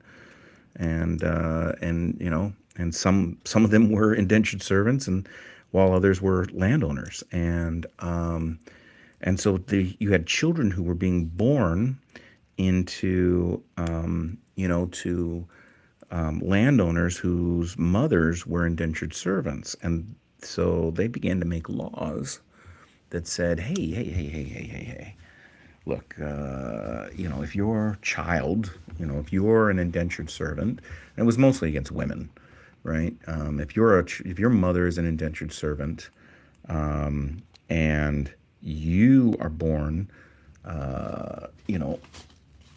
into this world, you are going to be an indentured servant. So you had these children who, were born into indentured servanthood, couldn't really start working until they were, they would stay in this indentured servanthood long past their 7 years, right? Because, you're going to start a kid working at 7 years old and he's only going to work till he's 14. Nah.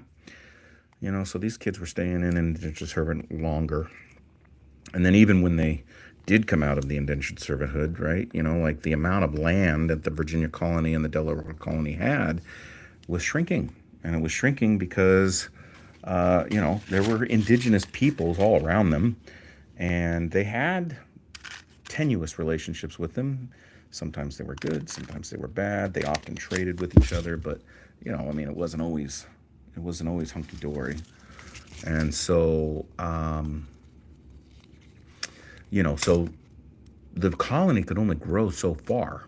So in 1667, tensions really began to kind of grow up between the indentured servant class, the landowner class, and the noble class, because the noble class kept passing laws that kept people in indentured servanthood longer and longer. And part of the reason for that was that this group of people in England who were, former serfs and being shipped off to all these places across the world that now were English territories. It's not like there was a fathomless, bottomless amount of people that they could draw from, and they were shipping them to Australia and New Zealand and America. And so what happened? Well, they ran out of people. And so it was like, well, what are we going to do? Well, I guess what we're going to do is we're going to keep these indentured servants in servitude longer. And so they made all these laws to create, and most of those laws were written around people of African descent and people around, and women, in order to keep them in indentured servanthood longer. So a guy named Bacon, who was a landowner, is like, hey man, this isn't cool, this isn't fair. And a lot of landowners and a lot of indentured people didn't like it either. But let's be clear. There were some really selfish pieces to this as well. Bacon wanted to push the indigenous peoples farther out so that they could make the colony bigger, so more land could be owned, so that he could own more land. And so the Bacon's Rebellion begins in 1667, and it lasts about a year. Much of that is because there's not a lot of fighting that gets done during the winter time, and they Bacon ends up dying of dysentery before it's over. But the very first thing that these rebels do is they burn down Virginia. They burn down, the colony to the ground, and then they go out into the territory around the colony where the indigenous peoples are living, and they murder them, and they push the colony out farther. Well, Bacon dies, and it's very likely that the king in the spring had sent soldiers up from the Caribbean in order to put down this rebellion, which they do, and they hang the individuals involved. And oh shoot, and Bacon's rebellion is done. Well, this is a real problem. I mean, first and foremost, they burned down the colony, right? And secondly, you can't have your enslaved class rebelling. So it takes a little while, mostly because of correspondence. The governor of the territory is called back to England. He ends up dying on the trip over. His wife, who had married 3 times, ends up securing her holdings in the in the territory. And the king's got to come up with some sort of solution, because you can't have your territories rebelling like that.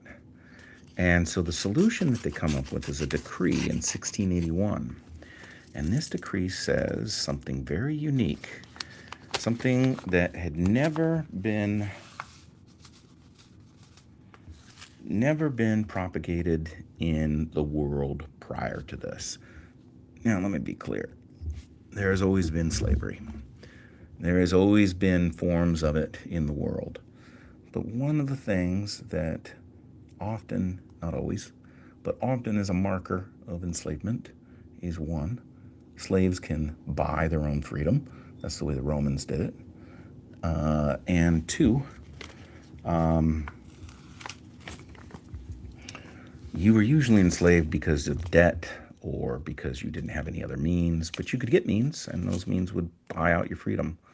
Or, so enslavement wasn't in perpetuity. It didn't last forever. But this new decree said, and this is the first unique point, going forward, all people of African descent, all black people, that's what the law says. It says the word black, who are in the indentured servitude program, henceforth shall remain enslaved for the rest of their days. That's number 1. So a law was created that ended up enslaving people based off of something that had never been, never happened before, which is that people were enslaved based off of the color of their skin. Had nothing to do with biology, had nothing to do with genetics. It had to do with the color of their skin. So there were all kinds of people in the indentured servant program by this time, and given that it was almost 80 years since the White Lion had landed in the Virginia colony, bringing over the Africans that were taken off of the Portuguese ship, who were mixed quote-unquote race. They were of African and European descent. And if they were in the indentured servant program, they would be enslaved in perpetuity. And then their children would be enslaved in perpetuity. So it created a 3rd class of citizen, or 4th class of citizen. It created a permanent enslaved class. So the indentured servant class ends up going away eventually because you don't need it. And the working class continues, which are predominantly quote-unquote white. That is what the law says. It calls them white. So for the first time in history, what you've got is you've got the pseudoscience of race developed into the legal construct of race. And the laws that were perpetuated within the Virginia and the Delaware, Maryland colonies end up becoming the foundational laws of the new country of America. In fact, the very first law passed by Congress, called the Naturalization Act, in 1791, states that anybody can become a citizen of the United States. Not if they're wealthy, not if they're intelligent, not if they're educated, not if they're bringing some sort of genius or technology or something to the table. No. You can be a citizen of the United States if you're white. So over 300 laws were created which perpetuated the concept of whiteness in this country. It was upheld by the Supreme Court over a half a dozen times when individuals tried to argue that they were white and were told they were not. And I don't know why I opened that. In doing so, we created the concept of race. So, are you a consumer of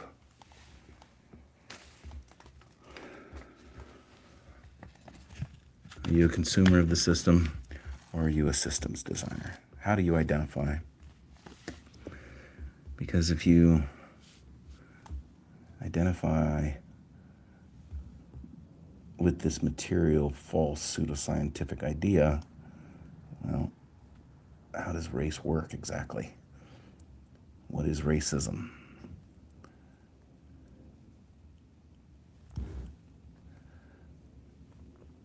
You have got to move beyond the paradigm of the system you're in, or you become enslaved by it.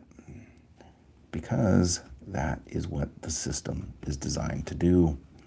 Designed to keep you distracted and pursue material, money, things.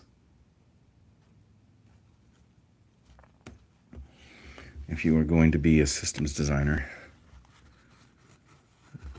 you must move beyond the paradigm of these things. And if you choose not to, then you continue to be a part of the problem.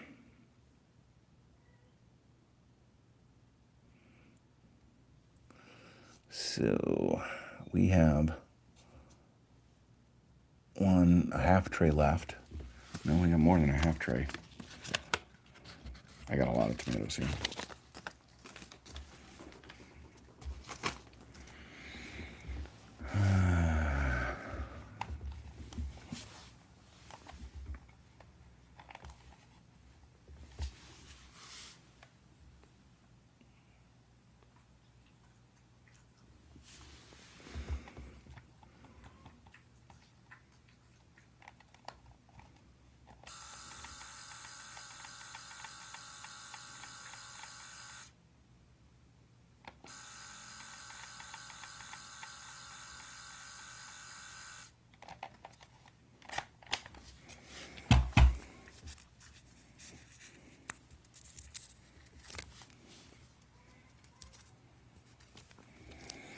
You probably hear my chickens.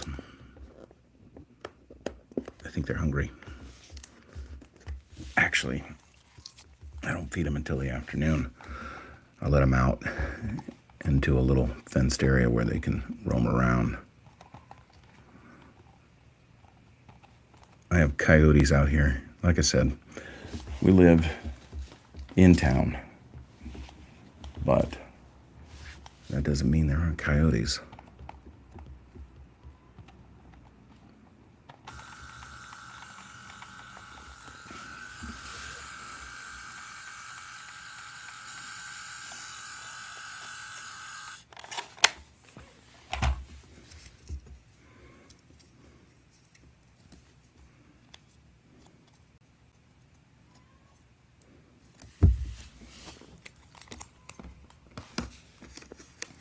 Okay, They're all labeled.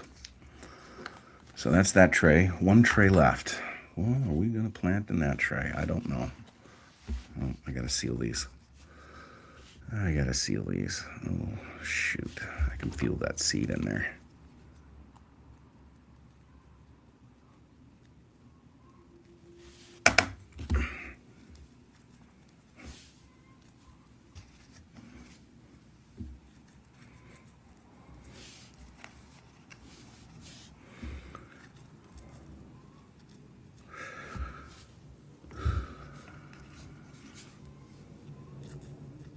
I don't think that I really chose to be a scholar of systems. I think systems chose me. I was, I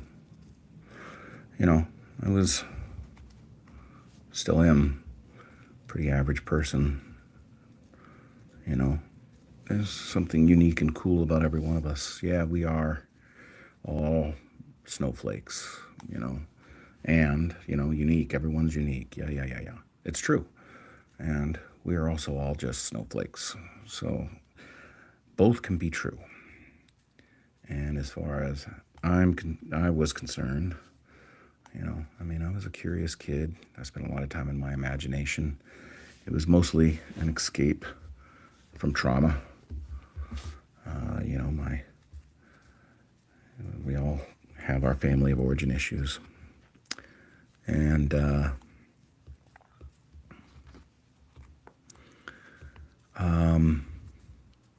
always saw patterns, always, all my life. I could see the patterns in things. They would inspire questions that I would ask. And, the only one that would really ever take the time to kind of let me explore those questions was my grandmother. She was a preacher's wife. And so at a very early age, she would put me on her knee and she would crack open the Bible because that was her reference. And she would read. And that reading expanded my mind. Taught me that reading was a good thing. My mother is another inspiration. She was a travel agent for 50 years. She's seen the world over and over and over again. I've never actually traveled outside of the United States. Well, that's not true. Canada. I've never traveled outside North America. I went to Mexico once, but that didn't really count. I went to a resort when I was young, in my 20s. So no, I've never really traveled outside of the United States. I've seen the entire United States. I've seen 48 states, 47 states. And I've driven all of it. I've seen most of Canada. And that's a lot. But my mother traveled the world. She'd bring things back from all over the world for me, artifacts, and I ate it up. I loved it. My other mom, I was fortunate enough to have two. She is steady and organizationally ingenious. She saw the world through a complex lens. She taught me to see the world through a complex lens. My father sees the world very simply. He sees it through the lens of God is good and that's good enough. And you know what? He's not wrong. He's not wrong. I was fortunate to know both my grandparents, sets of them. My other side was amazing, loving, caring, created a real sense of family. I knew my great-grandmothers too. My grandfather's mother, that woman was a real pioneer. Like the real deal. She would bake and grow grapes and do all of her own canning and all of her own cooking. She's kind of the inspiration for this in many respects. I would go out to the garden with her and I would bake with her and I would cook with her. And I was just a kid, real small. She smoked a pipe. She was quite a lady. My other great-grandmother was basically a child. She was given to a 45-year-old man when she was about 14 years old. She had 3 children. She raised those children. Her husband died of a heart attack when those kids were young. My grandmother, her brothers. She never grew up. She went through the Depression. All of them went through the Depression in many ways. Yeah, so I listened to them. I had a lot of different experiences in life. I was born in California. After my parents' divorce, my dad moved to Alaska. I moved up there with him. Spent grade school in Alaska. His dream was to be a cattle rancher. I spent middle school on a cattle ranch in Eastern Oregon, herding cattle and being a part of that lifestyle. I spent high school in rural southern Washington high school, and then was the first person to finish college in my family. I knew I wanted to go. I didn't really know why. I don't regret college, but I think that the emphasis we put on college,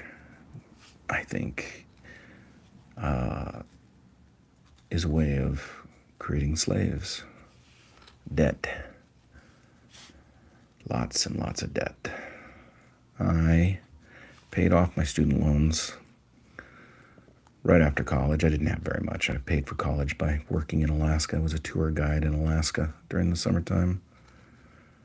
But then I got a loan my last semester just to finish off. I paid that off pretty quick. Decades later, I went on the encouragement of my wife, who had started a master's program after finishing her undergraduate at WSU, Washington State University. She wanted to get a master's. It's like, okay. So she did. And she went to a program at Antioch University, Seattle called Whole Systems Design. And she went to her first intensive weekend and came back and said, "You have got to join me at this." So the following month, I went to the intensive weekend with her, and I sat through the classes on the invitation of the instructors. And I was like, holy moly, she was right. It was all about interconnection and patterns and seeing the whole, not just the parts. So the following fall, I registered and I began the Whole Systems Design program. I finished that in 2 years. At the same time, I started a construction business to try and get us out of the bottom that we were bouncing off of through the recession, which was pretty rough. We were very, very poor. I did that for about 10 years. And then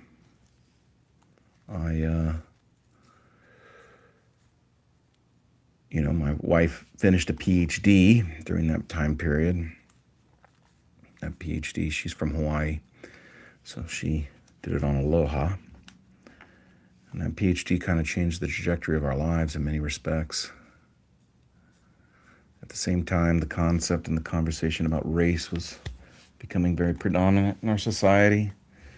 And it was something my wife wanted to explore in her work. And I was pretty resistant to, because I wasn't a racist. And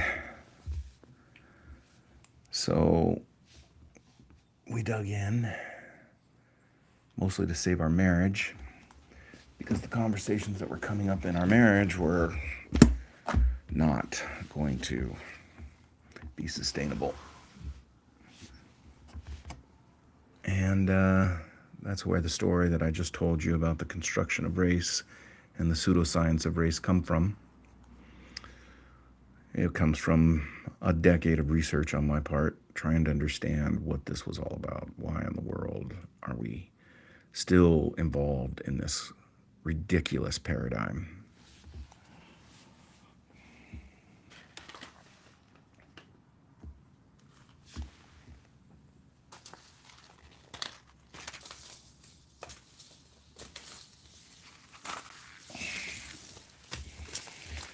what it comes down to is power. We're still stuck in this ridiculous paradigm because of power. See, the king, King George, created that system for the colonies of white and black, and making race a legal construct, not just a pseudoscientific construct. Because what he essentially did is he gave all these formal indentured servants, all these forms of slaves who had been working for generations in the colonies in order to try and make a better life for themselves. He gave them the illusion of that better life because they were no longer on the bottom. The enslaved Africans that they were importing and bringing in were now on the bottom. And so, if you were white in the colonies, you could vote, you could participate as a citizen, you could own land. But if you weren't white, you could do none of those things, and you would be enslaved for all your life, and so would your children. And so they created this idea in people's minds, because ideas are powerful, that you're better, that you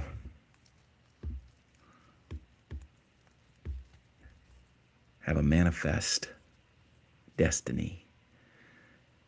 And then here's the really cruel part. For those that were enslaved, it implanted an idea in their mind too.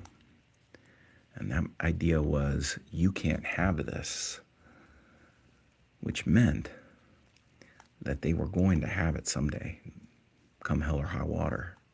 They were going to have that birthright that was constructed by a king in order to create two classes of people who would never ever be power brokers.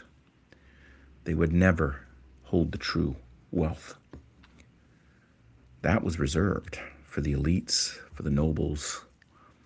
They would hold the power, and instead of these groups rebelling against them, just like Bacon's Rebellion in 1667, they ensured that that kind of rebellion would never happen again, because these two groups, one enslaved and the other believing they were no longer enslaved, would fight each other in perpetuity to ensure that one couldn't take what the other one had. Brilliant system, but it's a slave system. And so when we play into race, I'm white, I'm black, we are playing into that system. When we don't self-reflect, when we don't work through our cultural bias, whether that's white culture, black culture, Asian culture, doesn't matter. As long as that culture is racially defined, it is defined by a pseudoscience designed for one thing and one thing only: to divide and to perpetuate division amongst people. So if we do not question those things within ourselves, if we do not question those things in our cultural paradigm, if it's all about, I want what they have, I want what they need, I want what they get, I want to maintain what I have, I want to keep what I have, it's all about that, you're a slave. You are a slave to this system, exactly the way it was created. And if you wish to be free from it, all you have to do is begin to ask yourself the questions. how does this serve me? Am I empowered? Do I have personal sovereignty? Or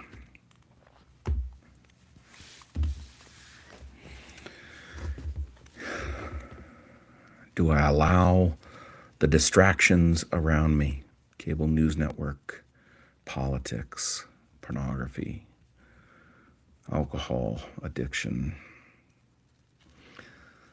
race, identity, do I allow these things to control me?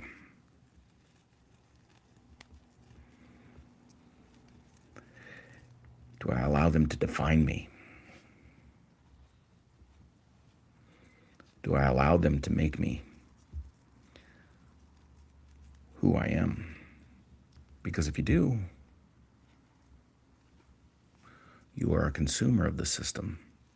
You are a victim of the system. You are not a designer of the system. And you can be a designer of the system, but you have to let go. You have to let go of the identities, of the attachments to it,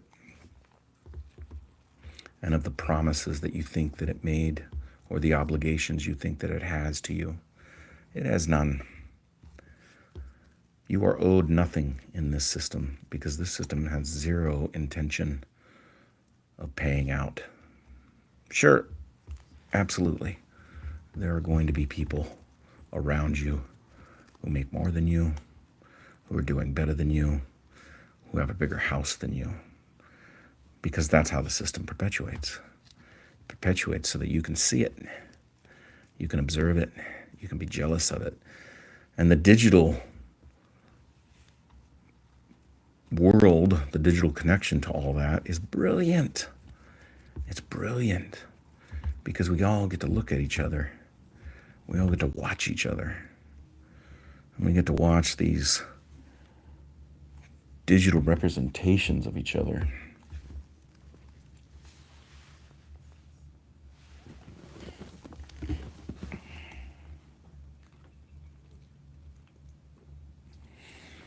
And these digital representations are not reality.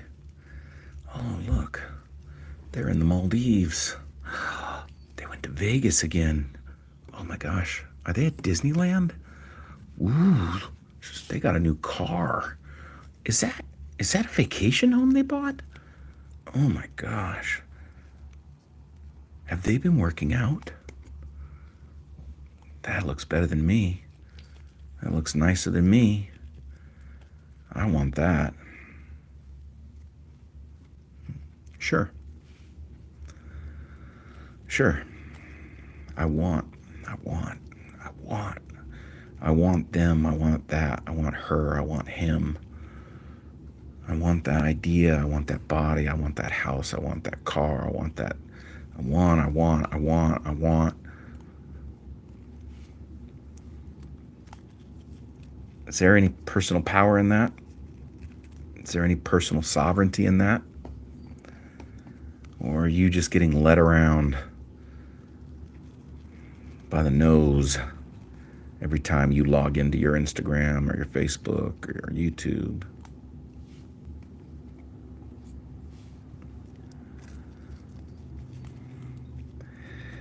Be a systems designer.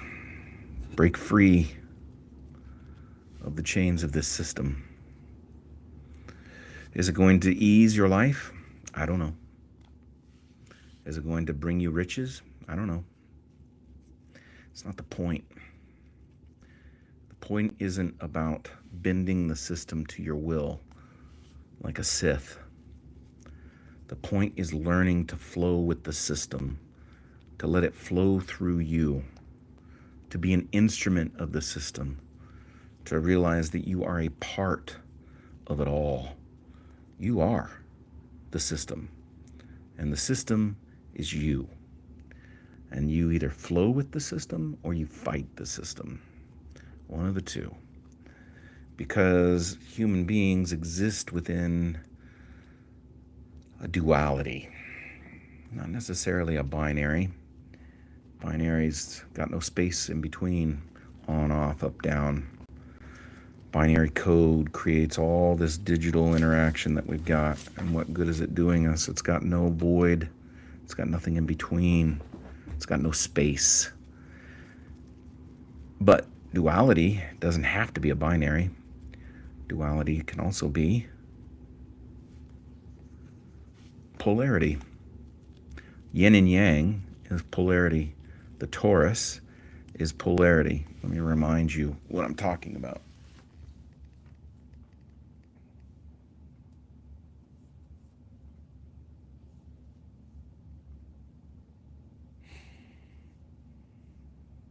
That's a torus. It's a polarity duality dynamic. It is a dynamic that is operating off of a dual mechanic, a dual process. And it moves. Here, let me show you a different one. There. It moves. It moves up and out and down and in. It is the dynamic of the universe. And that's just not woo-woo. That's truth. That's the facts.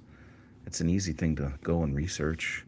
Go look up divine geometry. Go look up Fibonacci sequence. Go look up Fibonacci spiral. Go look up torus dynamics. Go look up phi, P-H-I.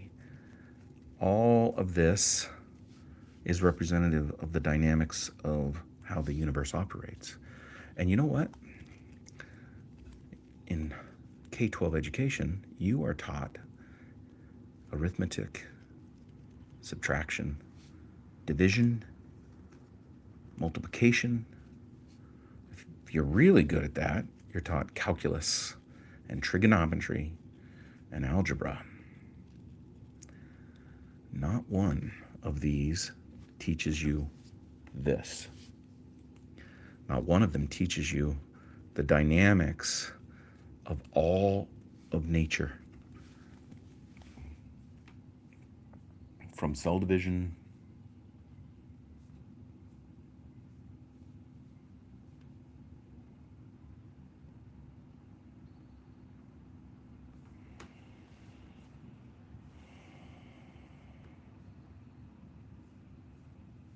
oh, come on.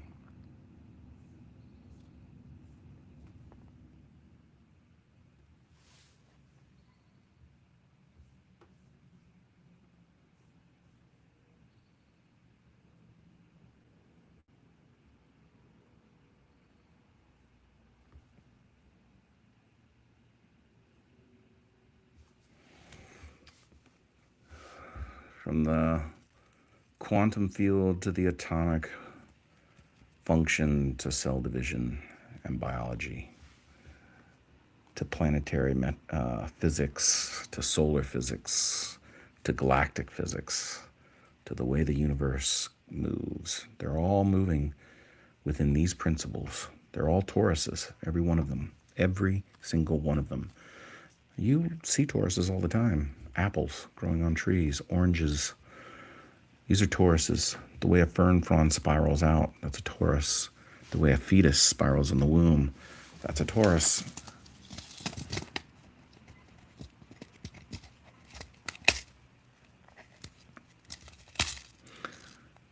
When you understand these dynamics, you realize that you are a part of them.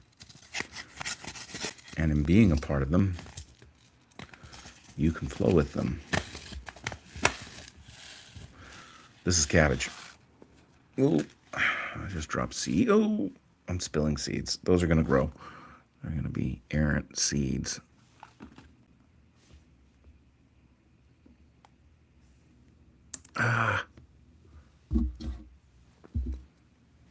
Little round seeds.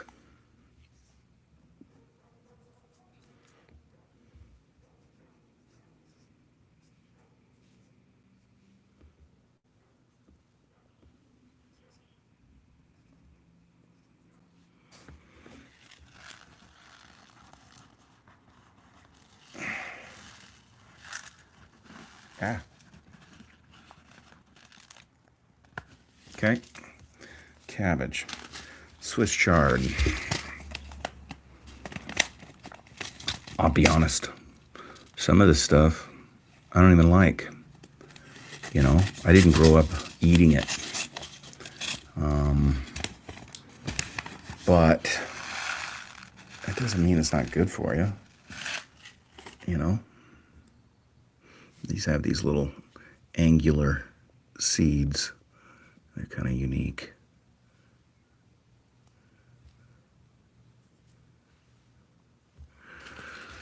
Okay, putting those back. I'm gonna mark these. Only one row of Swiss chard.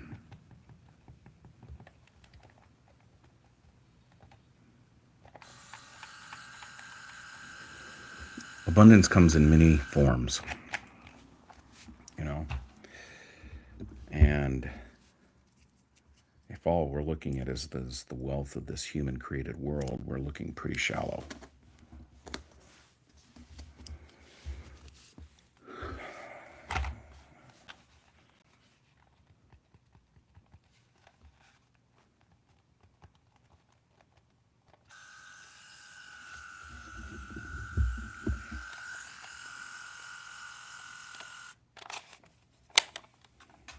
Uh-oh. All right, I gotta grab a little more tape for that. Be right back.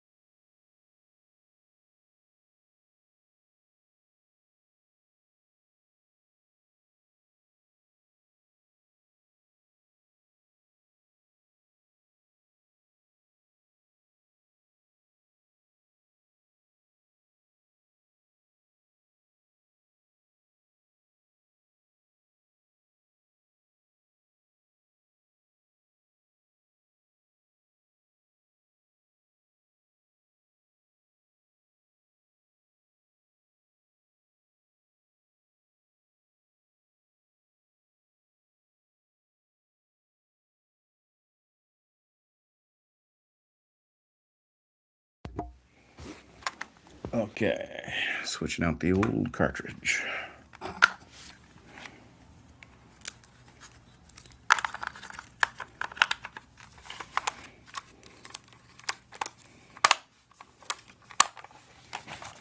Okay, let's label our cabbage.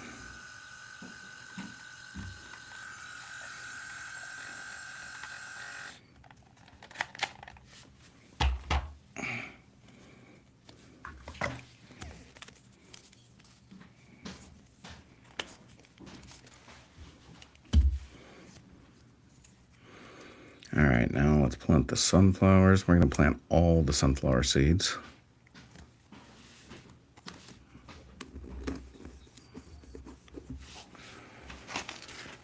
Sunflowers.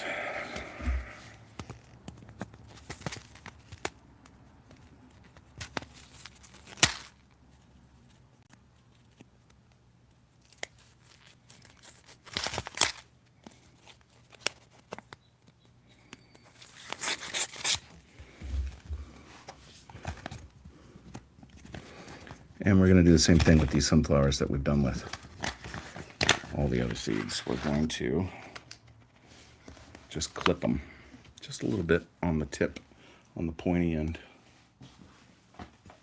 maybe.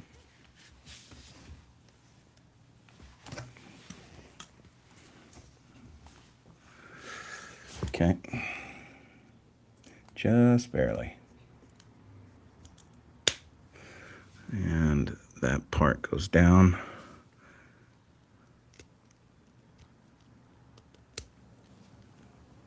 That's where the roots are going to come from. You don't want to overdo it. You really want to try and get it vertical in there.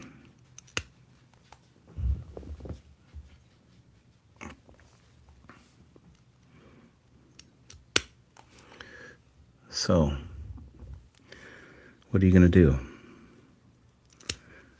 Are you going to continue to live your life as a consumer of systems, as a victim of systems? Oh, this system is broken. This system doesn't work for me. I'll never get ahead. Maybe. But why don't you try being a systems designer? Move towards coherence within yourself. You want to change the system? Change yourself. That is your human leverage point towards systems change. You cannot do it outside of yourself. I mean, yeah, you can accumulate power and you can push and use resources and people in order to try and achieve something. But that's not change. That's maintaining the status quo. That is doing what we have always done in order to take whatever we want. That is out of balance. That is unsustainable. And that is not going to work for much longer. All you're going to do is just pause, take a breath, look around.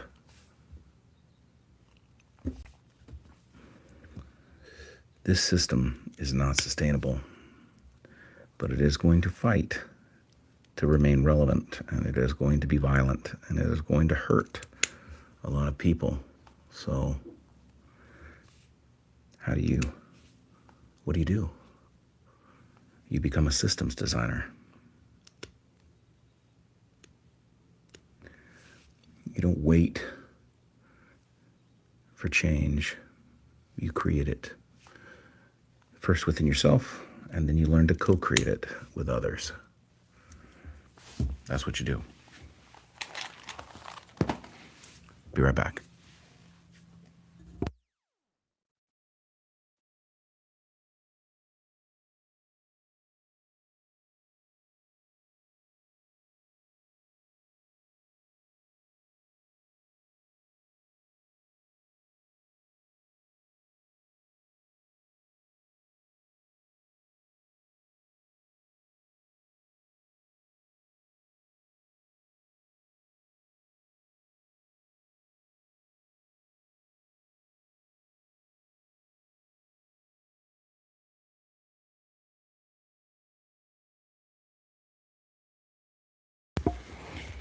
I just grabbed my old bags of seeds. Some of these seeds are so old, they probably would never grow. Sweet corn. The problem with corn is that it takes an enormous amount of water.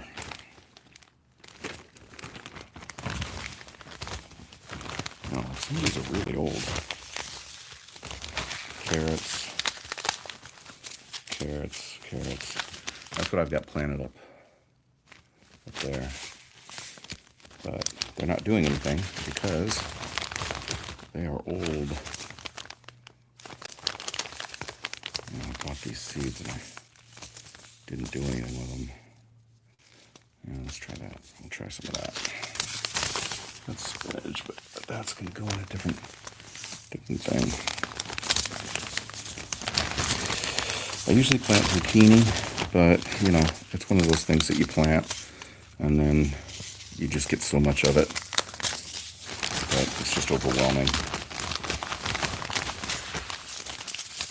I mean, the nice thing is you can feed it to the chickens.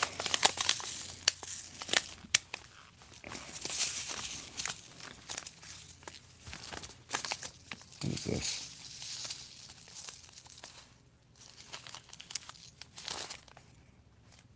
I don't have a clue what that is. I don't know what that is. Maybe we'll plant some more pickling cucumbers. Yeah, it's so unfortunate that I let these go to waste. And maybe we'll get something out of them.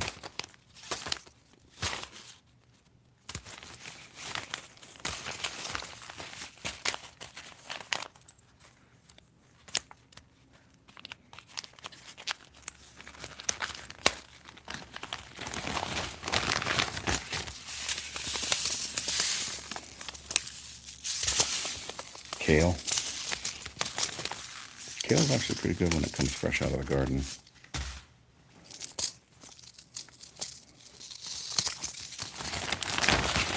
Okay. Let's try that. Let's do the sunflowers first. There's these really cool red ones. Let's see if we can't get these guys to germinate. Unopened. Probably a year old. So they'll, oh no, it's open. So the likelihood that these will grow is slim, but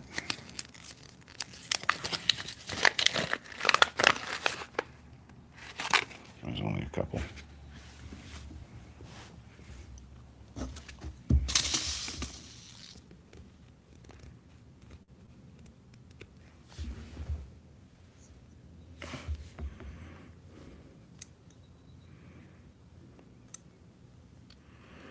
I like sunflowers because they attract pollinators and they're big and beautiful and they're just a cool plant. I've never harvested anything from them.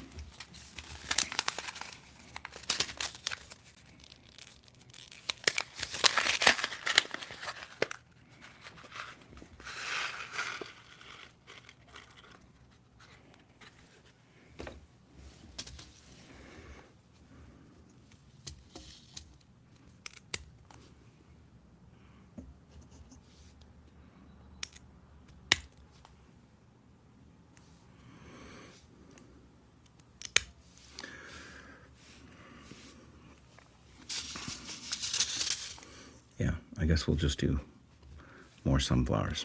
We'll just see what happens here.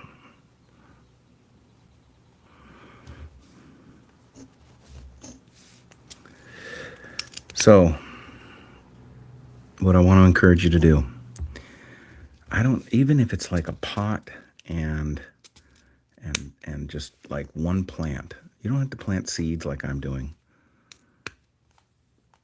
Go and get a tomato plant. Go and get a cucumber plant. You know, you live in an apartment, no problem.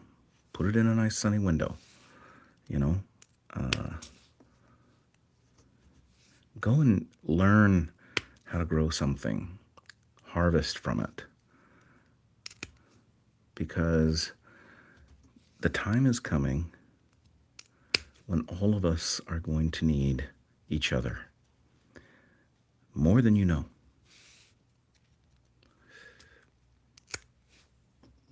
And if you can learn now, it's going to make it a lot easier later. But if you can't learn now, then you become a burden to everyone around you. And when the consequences become much more dire than they are now,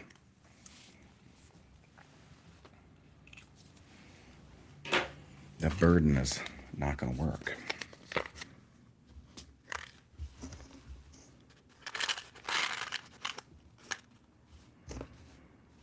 Learn. Don't stop growing.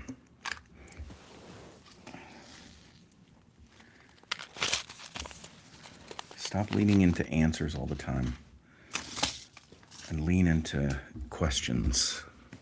Lean into inquiry. What is this world really about? Was everything I was taught actually to my benefit?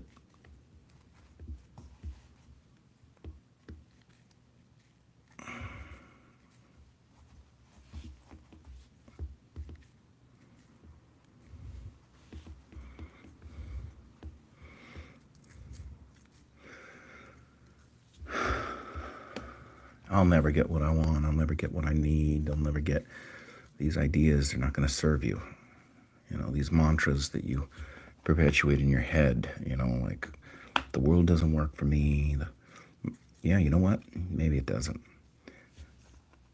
Then learn how to make it work for you. Not like a Sith. Not by bending the will, bending the force to your will, but like a Jedi.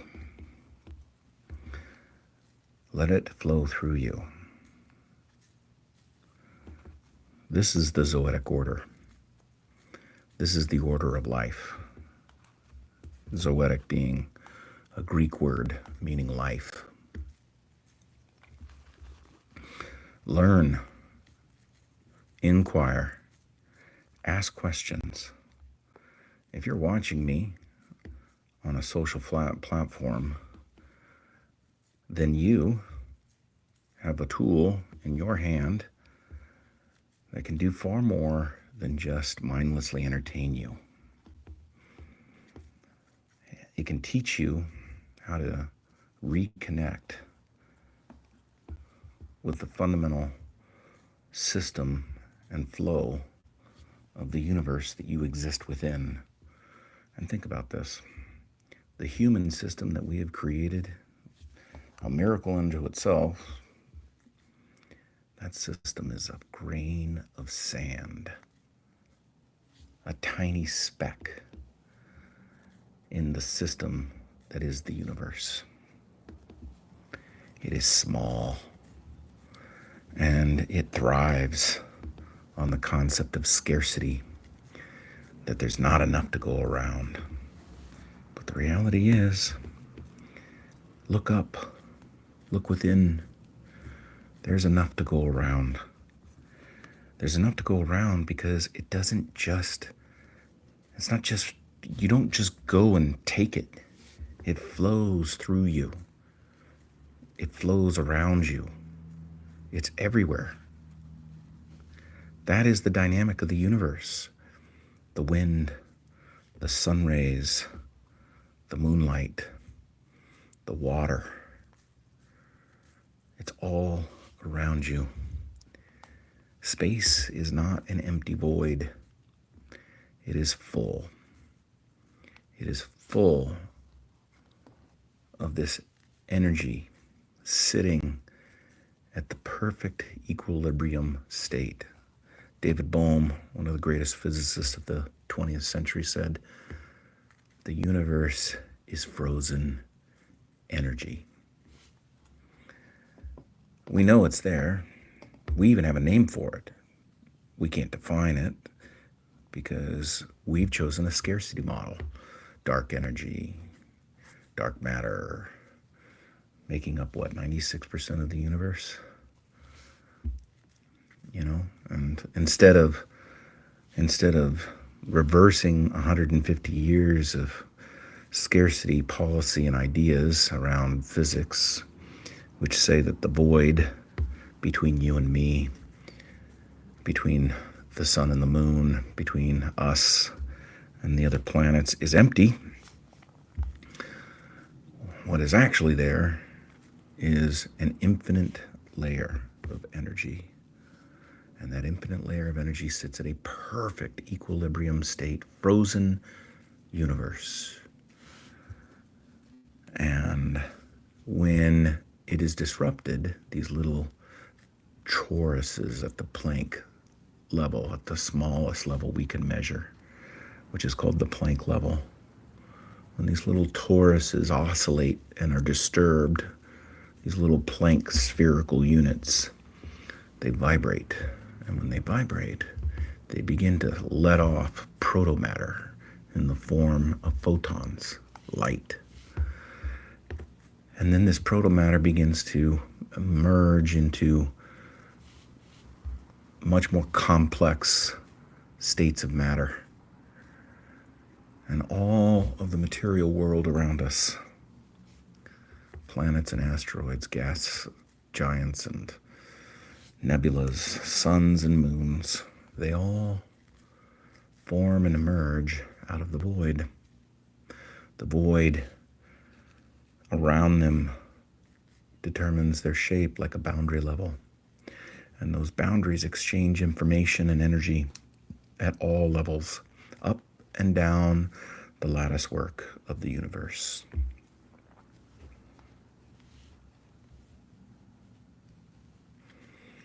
And when you allow yourself to be a part of that flow, it changes. It changes the way you live. It changes the way you see things. It changes the way you relate to the world around you, to the people around you. You want to build community. You want to build co-creators. And as co-creators, when we come together, and it's not just one of us who is a systems designer, it is many of us who are systems designers. Now, we have the ability to influence the system in a way that no protest, no voting, no money, no power structure could touch. Because you are now a systems designer, a manifester.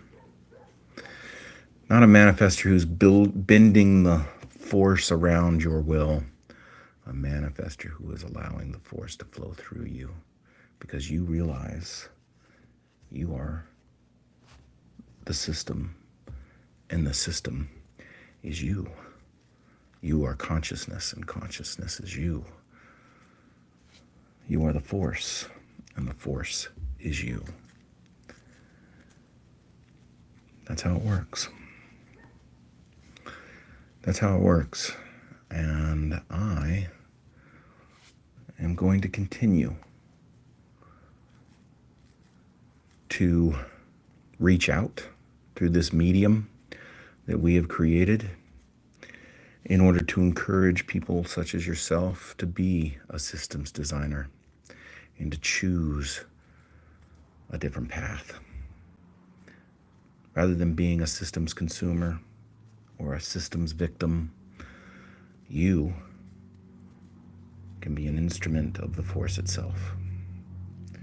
And if you choose this with me, we now create a community of co-creators. And this community of co-creators,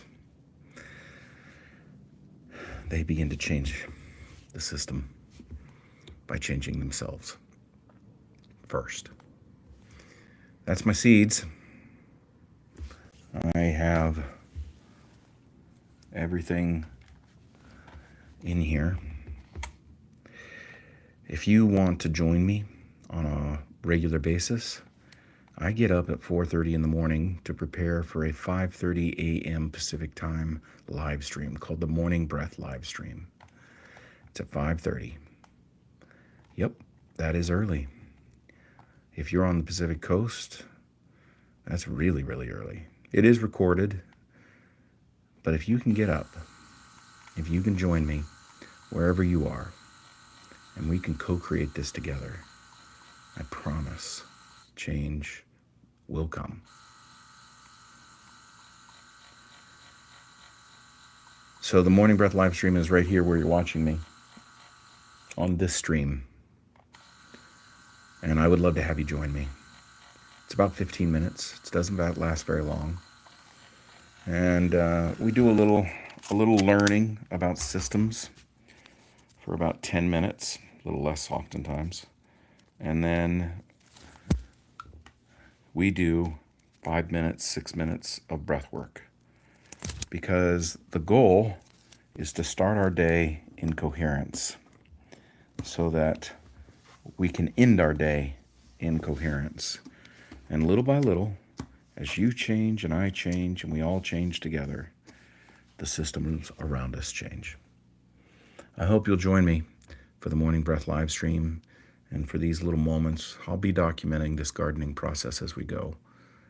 So subscribe to the Plowline page or the Morning Breath page, whichever one you're looking at, and follow me.